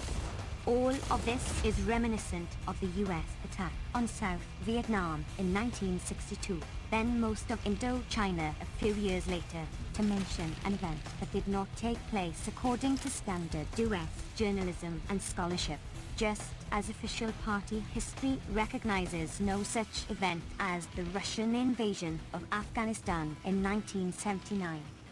The Israeli occupation of West Beirut on September 15 also elicited no official US criticism, though the Sabra and Sheikla massacres that followed aroused angry condemnation. The condemnation was directed in the first place at the Christian Phalange, which was accused of the actual massacre, and in the second place at the government of Israel for failing in its responsibility to protect the inhabitants of the camps. A flood of letters and articles in the press contrasted Begin's reliance on force and violence, his deception, his high-handed rejection, at first, of an official inquiry, and his efforts to evade responsibility, with the stand of the opposition Labour Party both now and when it had held power. The beautiful Israel of earlier years was disappearing because of Begin and Sharon. Colonel Eli Javer, who had been dismissed from the IDF after refusing to lead his troops against West Beirut, was quoted as saying, "The feeling is that the house is on fire. I am referring to a country which is in a type of a deterioration or landslide, and everyone who believes in this country has to contribute to stopping the landslide." 9. Many agreed, specifically many long-time supporters of Israel, in the special sense of the term mentioned earlier, who dated the deterioration from the invasion of West Beirut, or of Lebanon, or Perth. Israel Defense Forces, the Army of the State of Israel. 6. Noam Chomsky. Perhaps somewhat earlier, though shortly after Begin took power, within Israel, the Beirut massacre evoked much anguish and an unprecedented wave of protest against the government, including an immense popular demonstration, backed for the first time by the opposition Labour Party. There was, however, little evidence of any significant loss of support for Begin and his governing Likud coalition. The strong and often passionate support for the military operation in Lebanon on the part of the majority of the population also appears to have been unaffected by the massacre, though opposition grew in the following months as the costs began to mount. The response in the US was interesting. After initial sharp condemnation, the general reaction, across quite a broad spectrum, was that the events and the reaction to them highlighted the uniquely high moral standards of Israel. A New York Times editorial commented that Israel's anguish is only appropriate for a society in which moral sensitivity is a principle of political life. Even in journals that are often regarded as taking a critical stance towards Israel, similar sentiments were voiced. Time, for example, commenting on protests within the IDF, wrote that it has from the start been animated by the same righteous anger and high moral purpose that has guided Israel through its tumultuous history. 10. When the report of the Israeli Commission of Inquiry into the massacres appeared a few months later, commentary was rhapsodic. Israel had sought and obtained salvation. Its achievement was sublime. CPP 461. No state in history merits such accolades. Such comments would be dismissed with contempt with reference to any other state, apart from one's own, in patriotic speeches or the more dismal segments of scholarship. But with reference to Israel, such references are so commonplace as to pass without notice, quite across the board in American journalism and scholarship, with rare exceptions. In contrast, the Palestinians and their organizations, and the Arabs more generally, have been portrayed in terms of violence, terrorism, irrationality, and uncompromising refusal to come to terms with the existence of Israel or to accept the norms of decent behavior. The contrast is clear enough in journalism and scholarship, and it is also familiar in style. Fanning the flame. 7. Dowd Media Fair, where the Arab terrorist is routinely contrasted with a heroic Israeli. It would, for example, be inconceivable for a TV drama to portray an Israeli or Jewish character in the manner of the standard Arab villain, despite the ample record of Israeli terrorism over many years, effectively concealed in the United States. Colonel J. Ver's comment, cited above, may well be accurate, but the question of timing is of some significance, as is the stance, both current and historical, of the Labour Party that dominated the prostate Zionist movement and ruled from the establishment of the state to 1977. This is a question that will be addressed below. The record shows quite clearly, I believe, that it is a serious error to attribute the deterioration to Begin's Likud coalition. The House was on fire long before, and supporters of Israel have been fanning the flame, a fact long deplored by many true Israeli doves. Those who have watched the landslide in silence, or have helped it along, or have successfully concealed it by often vulgar apologetics, or have blamed the Palestinians when they are persecuted or killed in alleged retaliations, have laid the groundwork for the current conflagration, and for the atrocities in Beirut that finally evoked some temporary protest. The reasons for this judgment will appear as we proceed. It would be salutary, then, to abandon hypocrisy. Either we provide the support for the establishment of a greater Israel with all that it entails and refrain from condemning the grim consequences of this decision, or we withdraw the means and the license for the pursuit of these programs and act to ensure the valid demands of Israelis and Palestinians be satisfied. This can, perhaps, still be accomplished through the possibility to proceed with each passing year as the greater Israel that we are creating becomes more firmly implanted, and as its military power, now estimated to be surpassed only by the UN, the USSR and China 11, continues to grow. A point of no return may soon be reached, with consequences that may be appalling for Israel and the Palestinians, for the region, and perhaps for the entire world. 2. The origin of the special relationship. 1. Level of support, diplomatic, material, ideological. The relationship between the United States and Israel has been a curious one in world affairs and in American culture. Its unique character is symbolized by recent votes at the United Nations. For example, on June 26, 1982, the United States stood alone in vetoing the UN Security Council resolution calling for simultaneous withdrawal of Israeli and Palestinian armed forces from Beirut, on the grounds that this plan was a transparent attempt to preserve the PLO as a viable political force, evidently an intolerable prospect for the US government. 1 A few hours later, the US and Israel voted against a General Assembly resolution calling for an end to hostilities in Lebanon and on the Israel-Lebanon border, passed with 2 nays and no abstentions. Earlier, the US had vetoed an otherwise unanimous Security Council resolution condemning Israel for ignoring the earlier demand for withdrawal of Israeli troops. 2 The pattern has, in fact, been a persistent one.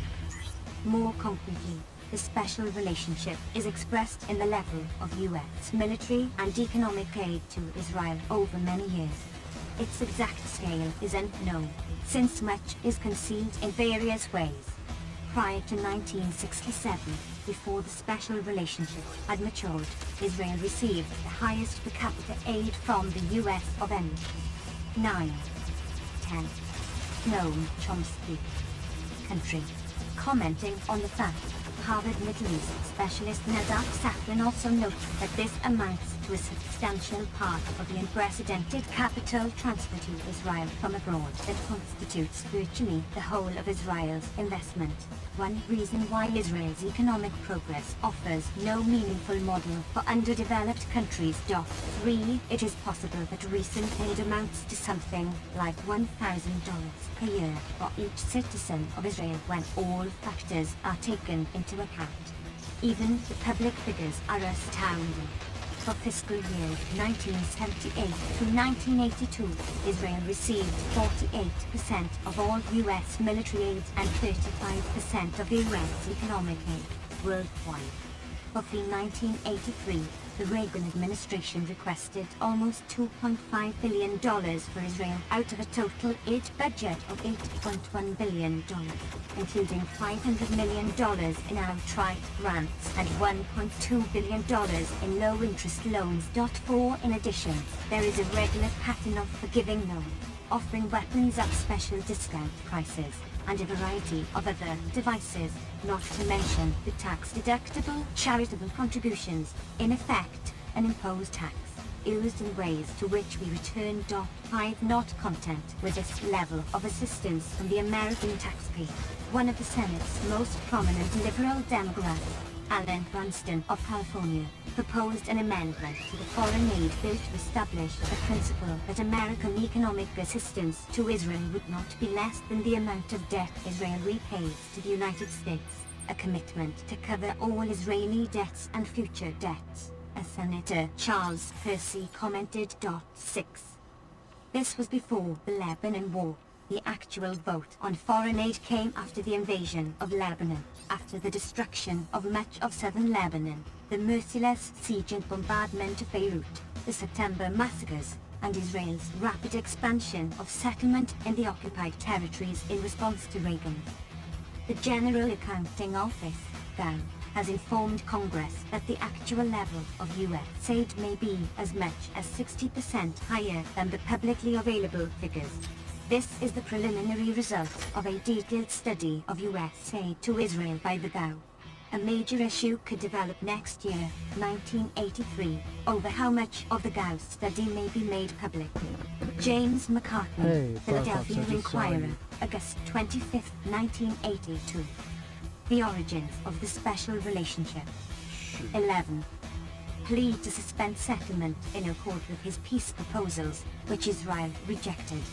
In the light of these events, the only issue arising in Congress was whether to punish Israel by accepting the President's proposal for a substantial increase in the already phenomenal level of aid, what is called taking a get-tough approach with Israel 7, or to take a soft line by adding even more to the increases that the President requested, as the Senate and most liberals demanded. Fortunately, the press was sufficiently disciplined so that the comic aspects of this characteristic performance was suppressed. The consequences of this message of approval to Israel for its recent actions on the part of the President and Congress are not at all comic, needless to say. It should be noted that in theory there are restrictions on the use of American aid. For example, cluster bombs can be used only in self-defense.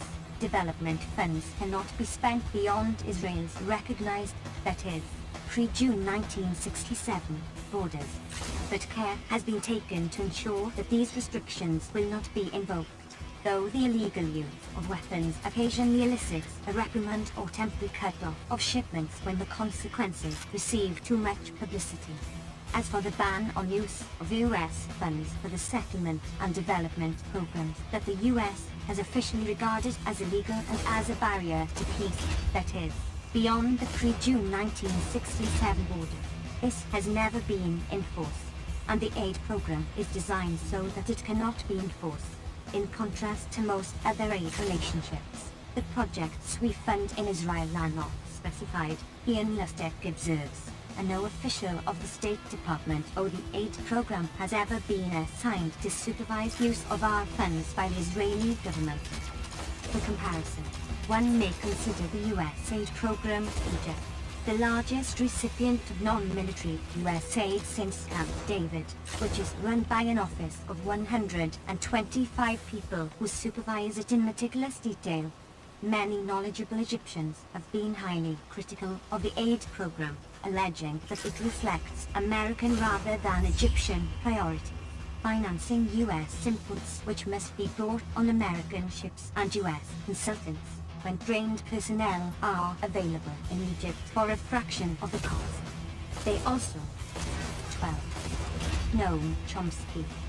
Note the emphasis on the private sector today. Midwest farmers for wheat which could be grown at half the price in Egypt, according to a former aid director, and in general the infiltration of Egyptian society to the extent that some perceive a threat to Egyptian national security. 8. These examples illustrate the diplomatic and material support that the US provides for Israel. A concomitant, at the ideological level, is the persistence of considerable illusion about the nature of Israeli society and the Arab-Israeli conflict. Since 1967, discussion of these issues has been difficult or impossible in the United States as a result of a remarkably effective campaign of vilification, abuse, and sometimes outright lying directed against those who dared to question received doctrine. This fact has regularly been deplored by Israeli doves, who have been subjected to similar treatment here. They observe that their own position within Israel suffers because of lack of support within the US, where, as General Reeve Mathieu held observed, the state of near hysteria and the blindly chauvinistic and narrow-minded support for the most reactionary policies within Israel poses the danger of prodding Israel once more toward a posture of callous intransigence. And the well-known Israeli journalist and Zionist historian Seymour Fleipan describes the prejudice of American Jewry as now the major obstacle to an American-Palestinian and Israeli-Palestinian dialogue, without which there is little chance to move forward in the difficult and involved peace process. 11. In concentrating on the role of American Jewry, these Israeli writers focus much too narrowly, I believe. To cite one last example, an article in the American Jewish press. Israeli intelligence apparently contributes to these efforts. According to a CIA study, one of its functions is to acquire data for use in silencing anti-Israel factions in the West, along with sabotage, paramilitary and psychological warfare projects, such as character assassination and black propaganda. Within Jewish communities in almost every country of the world, there are Zionists and other sympathizers who render strong support to the Israeli intelligence effort. Such contacts are carefully nurtured and serve as channels for information, deception material, propaganda and other purposes. They also attempt to penetrate anti-Zionist elements in order to neutralize the opposition. 9. The origins of the special relationship. 13. Quotes a staff writer for Haaretz, essentially the Israeli New York Times, who says that you American Jews, you liberals, you lovers of democracy are supporting its destruction here by not speaking out against the government's actions, referring to the wave of repression in the occupied territories under the civilian administration of Professor Menachem Milson and General Ariel Sharon introduced in November 1981. See Chapter 5, Sections 5-8. He goes on to explain the plans of Begin and Sharon to drive a large number of Arabs out of the West Bank, specifically the leaders and those with the potential for leadership, by every illegal means. How? You activate terrorists to plant bombs in the cars of their elected mayors.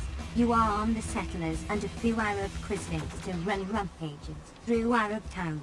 Pogroms against property, not against people. A few Arabs have been killed by settlers. The murderers are known, but the police are virtually helpless. They have their orders. What's your excuse for not speaking out against these violations of Israeli law and Jewish morality? The settlers, he adds, are religious Jews who follow a higher law and do whatever their rabbis tell them. At least one of the Geshemini rabbis has written that it is a mitzvah, religious duty, to destroy a melech, meaning the non-Jewish inhabitant, including women and children. 12. The Haaretz journalist adds that his journal has a file of horror stories reported to us by soldiers returning from occupation duty in the West Bank. We can refer to them in general terms. We can rail against the occupation that destroys the moral fiber and self-respect of our youth, but we can't print the details because military censorship covers actions by soldiers on active duty. 13. One can imagine what the file contains, given what has been printed in the Israeli press. It should be noted, in this connection, that many crucial issues that are freely discussed in the Hebrew press in Israel and much that is documented are arbitrarily excluded from the American press, so that the people who are expected to pay the bills are kept largely in the dark about what they are financing or about the debates within Israel concerning these matters. Many examples will be given below. 14. Noam Chomsky. The dangers posed to Israel by its American supporters have consistently been realized, leading to much suffering in the region and repeated threat of a larger, perhaps global war. 2 causal factors. 2.1 Domestic pressure groups and their interests. The special relationship is often attributed to domestic political pressures, in particular, the effectiveness of the American Jewish community in political life and in influencing opinion. 14 While there is some truth to this, it is far from the whole story, in 2 major respects. First, it underestimates the scope of the support for Israel, and second, it overestimates the role of political pressure groups in decision-making. Let us consider these factors in turn. In the first place, what Seth Tillman calls the Israeli lobby, see note 14, is far broader than the American Jewish community, embracing the major segments of liberal opinion, the leadership of the labor unions, religious fundamentalists, 16 conservatives of the type who support a powerful state apparatus geared to state-induced production of high-technology waste, that is, military production at home and military threats and adventurism abroad, and, cutting across these categories, reverent cold warriors of all stripes. These connections are appreciated in Israel, not only by the right wing. Thus, Yitzhak Rabin, reputedly a dove and soon to become the Labour Prime Minister, argued against moves towards political settlement. Leon had rights, along with the organized American Jewish community. The Labour movement has been a major source of support for Israel. True, with regard to the Labour Union bureaucracy, whatever the membership may think. Ada quotes simply President Poroshenko, who condemns Reagan for his willingness to sell both Israel and the solidarity movement in Poland. To appease his big business friends. Victor Gottbaum discusses the problems posed for Israel, supported by the Begin government, and its antagonizing foreign policy decisions. He couldn't justify the Golan annexation, so he preferred to remain silent. Many Labour leaders find themselves divorcing their love for Israel from their relations with Begin. 15 Such rhetoric has not been heard since the peak days of American Stalinism and Trotskyite critical support. It is, however, rather common among Western intellectuals with regard to Israel. See TNCW, Chap. 10, for some examples. More will appear below. The origins of the special relationship. 15. After the 1973 war, Israel should try to gain time, he urged, in the hope that we will later find ourselves in a better situation. The US may adopt more aggressive positions vis-à-vis the USSR. 17. Many American Zionist leaders recognized these factors. In December 1980, several of them argued in the American Jewish press that there is far greater potential commonality of interest among Jews and the moral majority than there is among Jews and the National Council of Churches, Jewish Week. Jacques Torsteiner, former president of the Zionist Organization of America and an executive of the World Zionist Organization, wrote that we have, first of all, to come to a conclusion that the right-wing reactionaries are the natural allies of Zionism and not the liberals. 18. He is wrong about the latter, mistakenly assuming that they do not join in the Cold War consensus, whereas in fact they have consistently promoted and helped to maintain it. It should furthermore be noted that the American left and pacifist groups, apart from fringe elements, have quite generally been extremely supportive of Israel, contrary to many baseless allegations, some passionately so, and have turned a blind eye to practices that they would be quick to denounce elsewhere. Again, examples will appear below. There is an interesting expression of views of contravenes in a recent study of the real anti-Semitism in America by Nathan and Ruth Perlmutter, respectively, the National Director of the Anti-Defamation League of Nairath and his wife, also an active Zionist leader in the United States. The Anti-Defamation League is regarded as a civil libertarian organization, at one time a deserved reputation.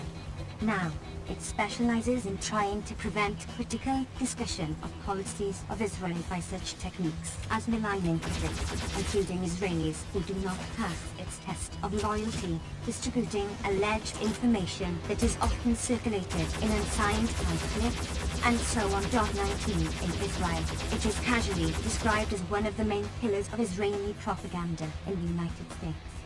Seth Tillman refers to it as part of the Israeli lobby. We return to some of its public performances. CPP 333F.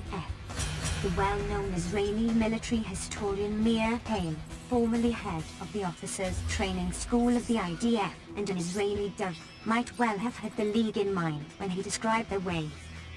16. Noam Chomsky, in which Golda Meir and the Labour Party destroyed pluralism and debate within the old Zionist framework, mimicking Joseph Stalin's tendency towards communist parties all over the world, whose interests were to be subjugated ... to the power interests of the Soviet Union.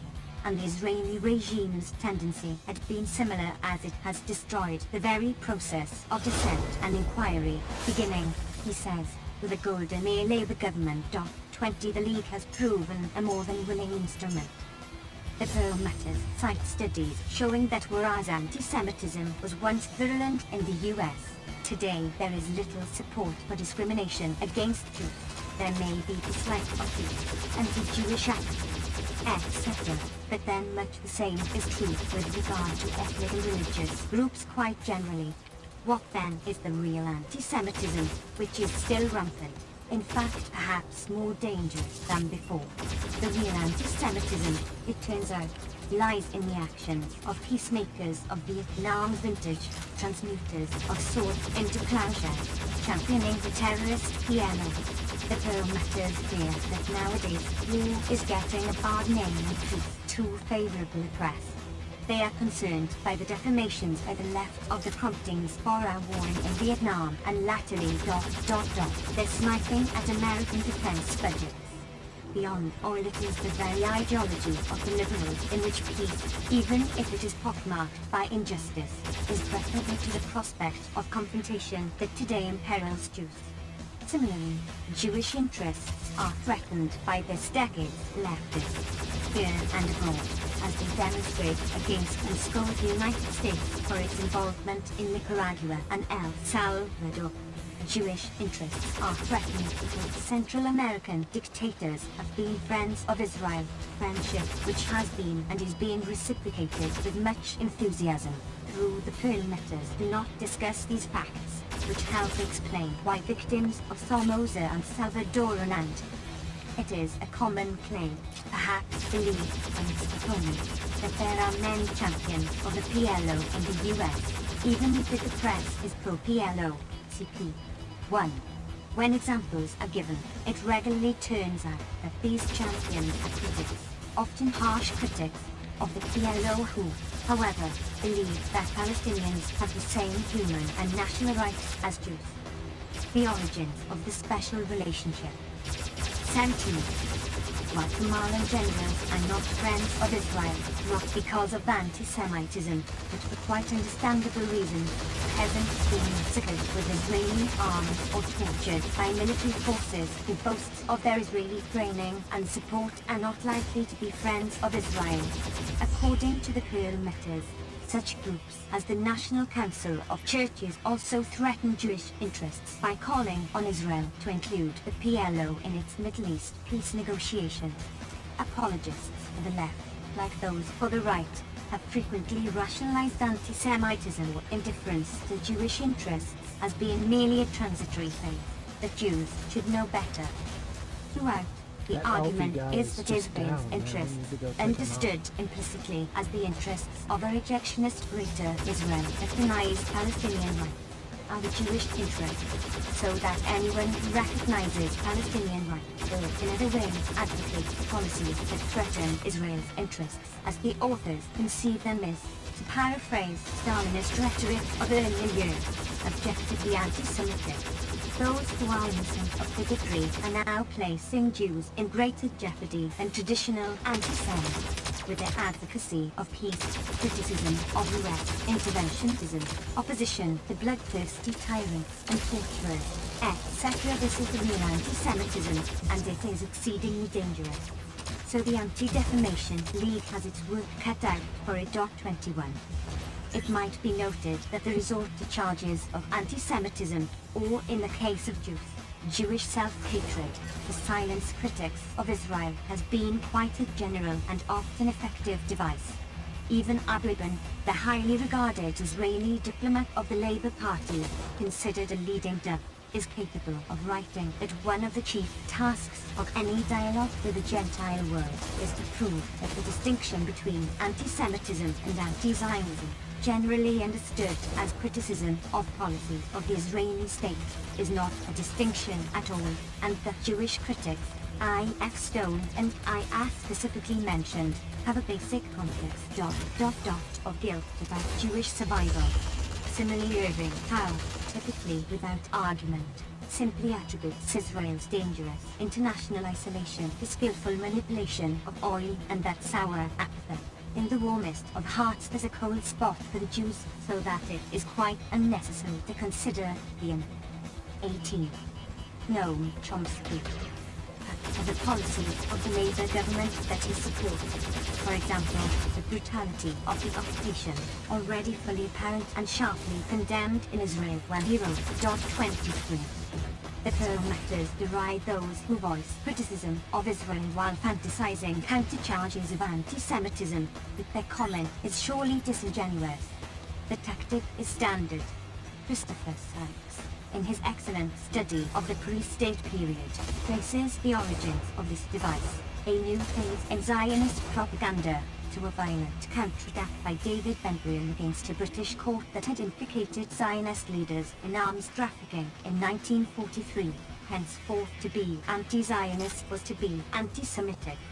24. It is, however, primarily in the post-1967 period that the tactic has been honed to a high art, increasingly so, as the policy defended became less and less defensible. Within the Jewish community, the unity in support for Israel that has been demanded, and generally achieved, is remarkable, as noted, to the chagrin of Israeli doves who plausibly argue that this kind of support has seriously weakened their efforts to modify harsh and ultimately self-destructive government policy. There is even a lively debate within the American Jewish community as to whether it is legitimate to criticize Israel's policies at all. And perhaps even more amazing, the existence of such a debate is not recognized to be the amazing phenomenon it surely is. The position that criticism is illegitimate is defended, for example, by Elie Wiesel, who says, I support Israel, period. I identify with Israel, period. I never attack, never criticize Israel when I am not in Israel. As for Israel's policies in the occupied territory, Wiesel is unable to offer a comment. What to do and how to do it, I really don't know because I lack the elements of information and knowledge. ... You must be in a poll. It might be noted that to people concerned with the fact that skillful manipulation of oil also seems too easy an excuse, while the sour apathy hardly merits comment. See, for example, the discussion by Zionist historian John Kim of how the Labour government's apparent duplicity and rejection of possible peaceful settlement alienated friendly African countries well before the use of the oil weapon. 22. The origins of the special relationship. 19. Position of power to possess all the information. ... I don't have that information, so I don't know. ... 25. A similar stance of state worship would be difficult to find, apart from the annals of Stalinism and fascism. Wiesel is regarded in the United States as a critic of fascism, and much revered as a secular saint. The reason generally offered in defense of the doctrine that Israel may not be criticized outside its borders is that only those who face the dangers and problems have a right to express such criticism, not those who observe in safety from afar. By similar logic, it is illegitimate for Americans to criticize the PLO, or the Arab states, or the USSR. This argument actually extends a bit more broadly. It is legitimate, in fact, a duty to provide Israel with massive subsidies and to praise it to the skies while vilifying its adversaries, particularly those it has conquered. But it is illegitimate to voice any critical comment concerning the use of the bounty we provide. 2.2 U.S. Strategic Interests. Returning to the main theme, reference to Jewish influence over politics and opinion seriously underestimates the scope of the so-called support for Israel. Turning to the second point, the argument much overestimates the pluralism of American politics and ideology. No pressure group will dominate access to public opinion or maintain consistent influence over policy making unless its aims are close to those of elite elements with real power. These elements are not uniform in interests or, in the case of shared interests, in tactical judgments, and on some issues, such as this one, they have often been divided. Nevertheless, a closer look will illustrate the correctness of the assessment that the evolution of America's relationship to Israel has been determined primarily by the changing role that Israel occupied in the context of America's changing conceptions of its political strategic interests in the Middle East. 26. Let us consider some of the relevant historical background in an attempt to clarify this issue. Despite the remarkable level of US support for Israel, it would be an error to assume that Israel represents the major US interest, known constantly, in the Middle East. Rather, the major interest lies in the energy reserves of the region, primarily in the Arabian Peninsula. A State Department analysis of 1945 described Saudi Arabia as a stupendous source of strategic power and one of the greatest material prizes in world history. 27. The US was committed to win and keep this prize. Since World War II, it has been virtually an axiom of US foreign policy that these energy reserves should remain under US control. A more recent variant of the same theme is that the flow of petrodollars should be largely funneled to the US through military purchases, construction projects, bank deposits, investment in treasury securities, etc. It has been necessary to defend this primary interest against various threats. 2.2.1 Threats to US control of Middle East oil. At the rhetorical level, the threat from the Middle East must be defended is generally pictured to be the USSR. While it is true that the US would not tolerate Soviet moves that threatened to provide the USSR with a significant role in Middle East oil production or distribution, this has rarely been a realistic concern, which is not to say that ideologists have not come to believe the fantasies that conjure up to serve other needs. 28. In fact, the USSR has been hesitant to intrude on what is recognized to be American good. The pattern was set early on in the Cold War, when the US organized its first major post-war counterinsurgency campaign in Greece in 1947. Entering Greece after the Nazis had withdrawn, Britain had imposed the rule of royalist elements and former Nazi collaborators, suppressing the anti-Nazi resistance in Athens under Churchill's order to British forces to act as if you were in a conquered city where a local rebellion is in progress. 29. The repression and corruption the British imposed regime divided the resistance. Severely weakened by the war, Britain was unable to cope with the problem and the US took over the task of destroying the communist-led peasant and worker-based nationalist movement that had fought the Nazis, while maintaining in power its own favorites, such as King Paul and Queen Frederica, whose background was in fact the origins of the special relationship. 21. Dispute movements. and Minister of the Interior for Mike Haynes, described by U.S. intelligence as a former Nazi collaborator and given responsibility for internal security. Some senators found all of this difficult to reconcile with Truman Doctrine rhetoric about supporting free peoples who are resisting attempted subjugation by armed minorities or by outside pressures, under which the counterinsurgency campaign was mounted.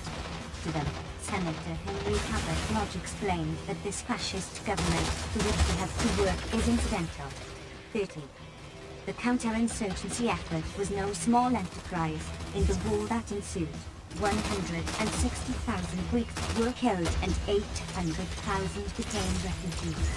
The American mission set itself the task of eliminating those whom Ambassador Lindsay McVeigh referred as subversive social forces, rooted in the insidious new growth of class consciousness and proletarianism, an alien and subversive influence, as American Charge Carl Rankin described them, to which no leniency should be shown until the state has successfully reasserted its dominance and the bandit uprising has been quelled. The ambassador's phrase, standard usage in U.S. documents as in Soviet documents concerning Afghanistan. It was the American mission and its fascist clients, and, of course, the wealthy and, later, American population, who were the real beneficiaries, who represented the native element in Greece, as distinct from the alien influence of Greek peasants and workers subverted by class consciousness. The dedicated savagery with which the U.S. mission set about the task of liquidating the class enemy was a bit too much even for the British, who were not known for their gentlemanly decorum in such procedures. They were also not too happy about being displaced from yet another outpost of British influence and power. With the enthusiastic approval and direct participation of the U.S. mission, tens of thousands were exiled. Tens of thousands more were sent to prison islands where many were tortured or executed, or if lucky, only re-educated. The unions were broken, and even mild anti-communist socialists were suppressed, while the U.S. 22. Noam Chomsky shamelessly manipulated the electoral process to ensure that the right man won. The social and economic consequences were grim. A decade later, between 1959 and 1963, almost a third of the Greek labor force emigrated in search of satisfactory employment. 31. The fascist coup of 1967, again with apparent U.S. backing, had its roots in the same event. A major motivation for this counterinsurgency campaign was concern over Middle East oil. In his March 12, 1947 speech announcing the Truman Doctrine, the president observed that it is necessary only to glance at a map to see that if Greece should fall to the rebels, confusion and disorder might well spread throughout the entire Middle East. A February 1948 CIA study warned that in the event of a rebel victory, the U.S. would face the possible loss of the petroleum resources of the Middle East, comprising 40% of world reserves. 32. A Russian threat was fabricated to justify U.S. intervention, but without factual basis. Stalin was trying to rein in the Greek guerrillas, knowing that the U.S. would not tolerate the loss of this Middle East outpost, as Greece was regarded, and not at all pleased at the prospect of a possible Balkan Communist Confederation under Titoist influence. Again, it does not follow from the fact that the threat was fabricated that it was not believed in some planning circles, in public as in personal life. It is easy to come to believe what it is convenient to believe. The exaggeration of the Russian threat should be understood as an early example of the functioning of the Cold War system by which each superpower exploits the threat of the great enemy, its great Satan, to borrow Ayatollah Khomeini's term, to mobilize support for actions it intends to undertake in its own domains. The success of the Greek counterinsurgency campaign, both at the military and ideological level, left its stamp on future U.S. policymakers. Since that time there has been recurrent talk about Russia's attempt to gain control of Middle East oil, the Soviet drive to Gulf, etc. But no serious case has been made that the USSR would risk nuclear war, for that would be the likely consequence, by pursuing any such objective. The origins of the special relationship. 23.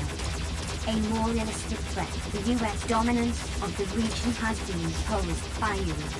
In the 1940s, the US succeeded in displacing France, and to a large extent Britain, in part by design, in part simply as a reflection of the power balance of 33. One consequence of the CIA-backed coup that restored the Shah in Iran in 1953 was to transfer 40% of Iranian oil from British to American hands, a fact that led the New York Times editors to express concern that some misguided British circles might believe that American imperialism has once again elbowed Britain from a historic stronghold.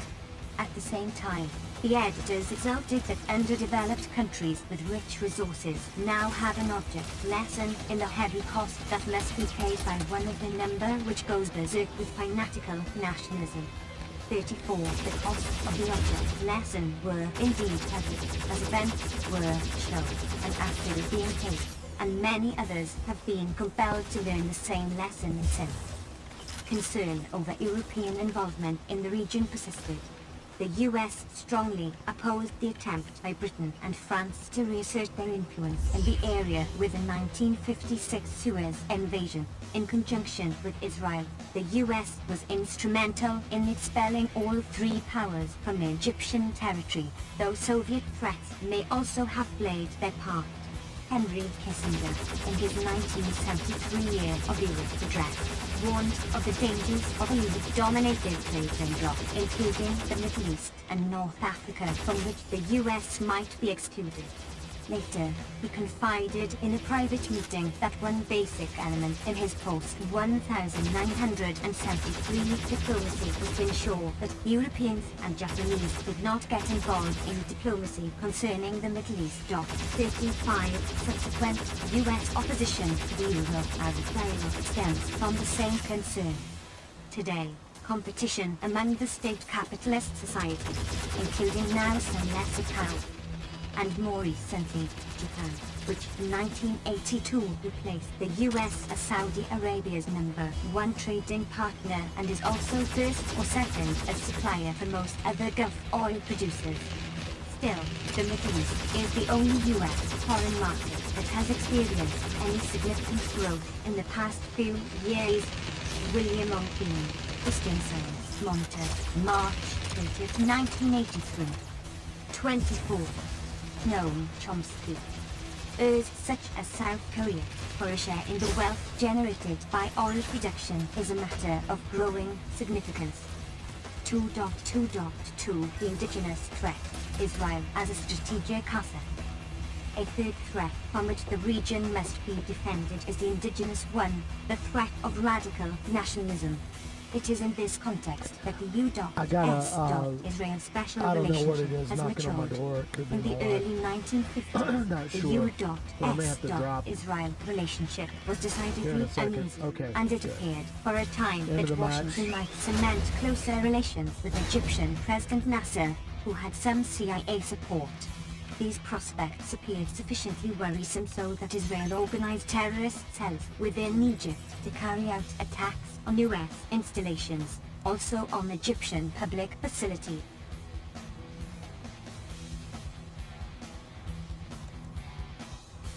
Alright. Mr. Meeting. Definitely go check that out on Vimeo. Alright, I really enjoyed that. Actually, I watched that for the maybe the second time. Actually, I feel like I've never completely seen it, but I actually watched the full-length Suburb of the Apes of Mr. Meaty, and it's, what is that, Vimeo? Go check it out. Anyway, I gotta drop off, and I'll try to get back on as soon as I can. Take care, bye.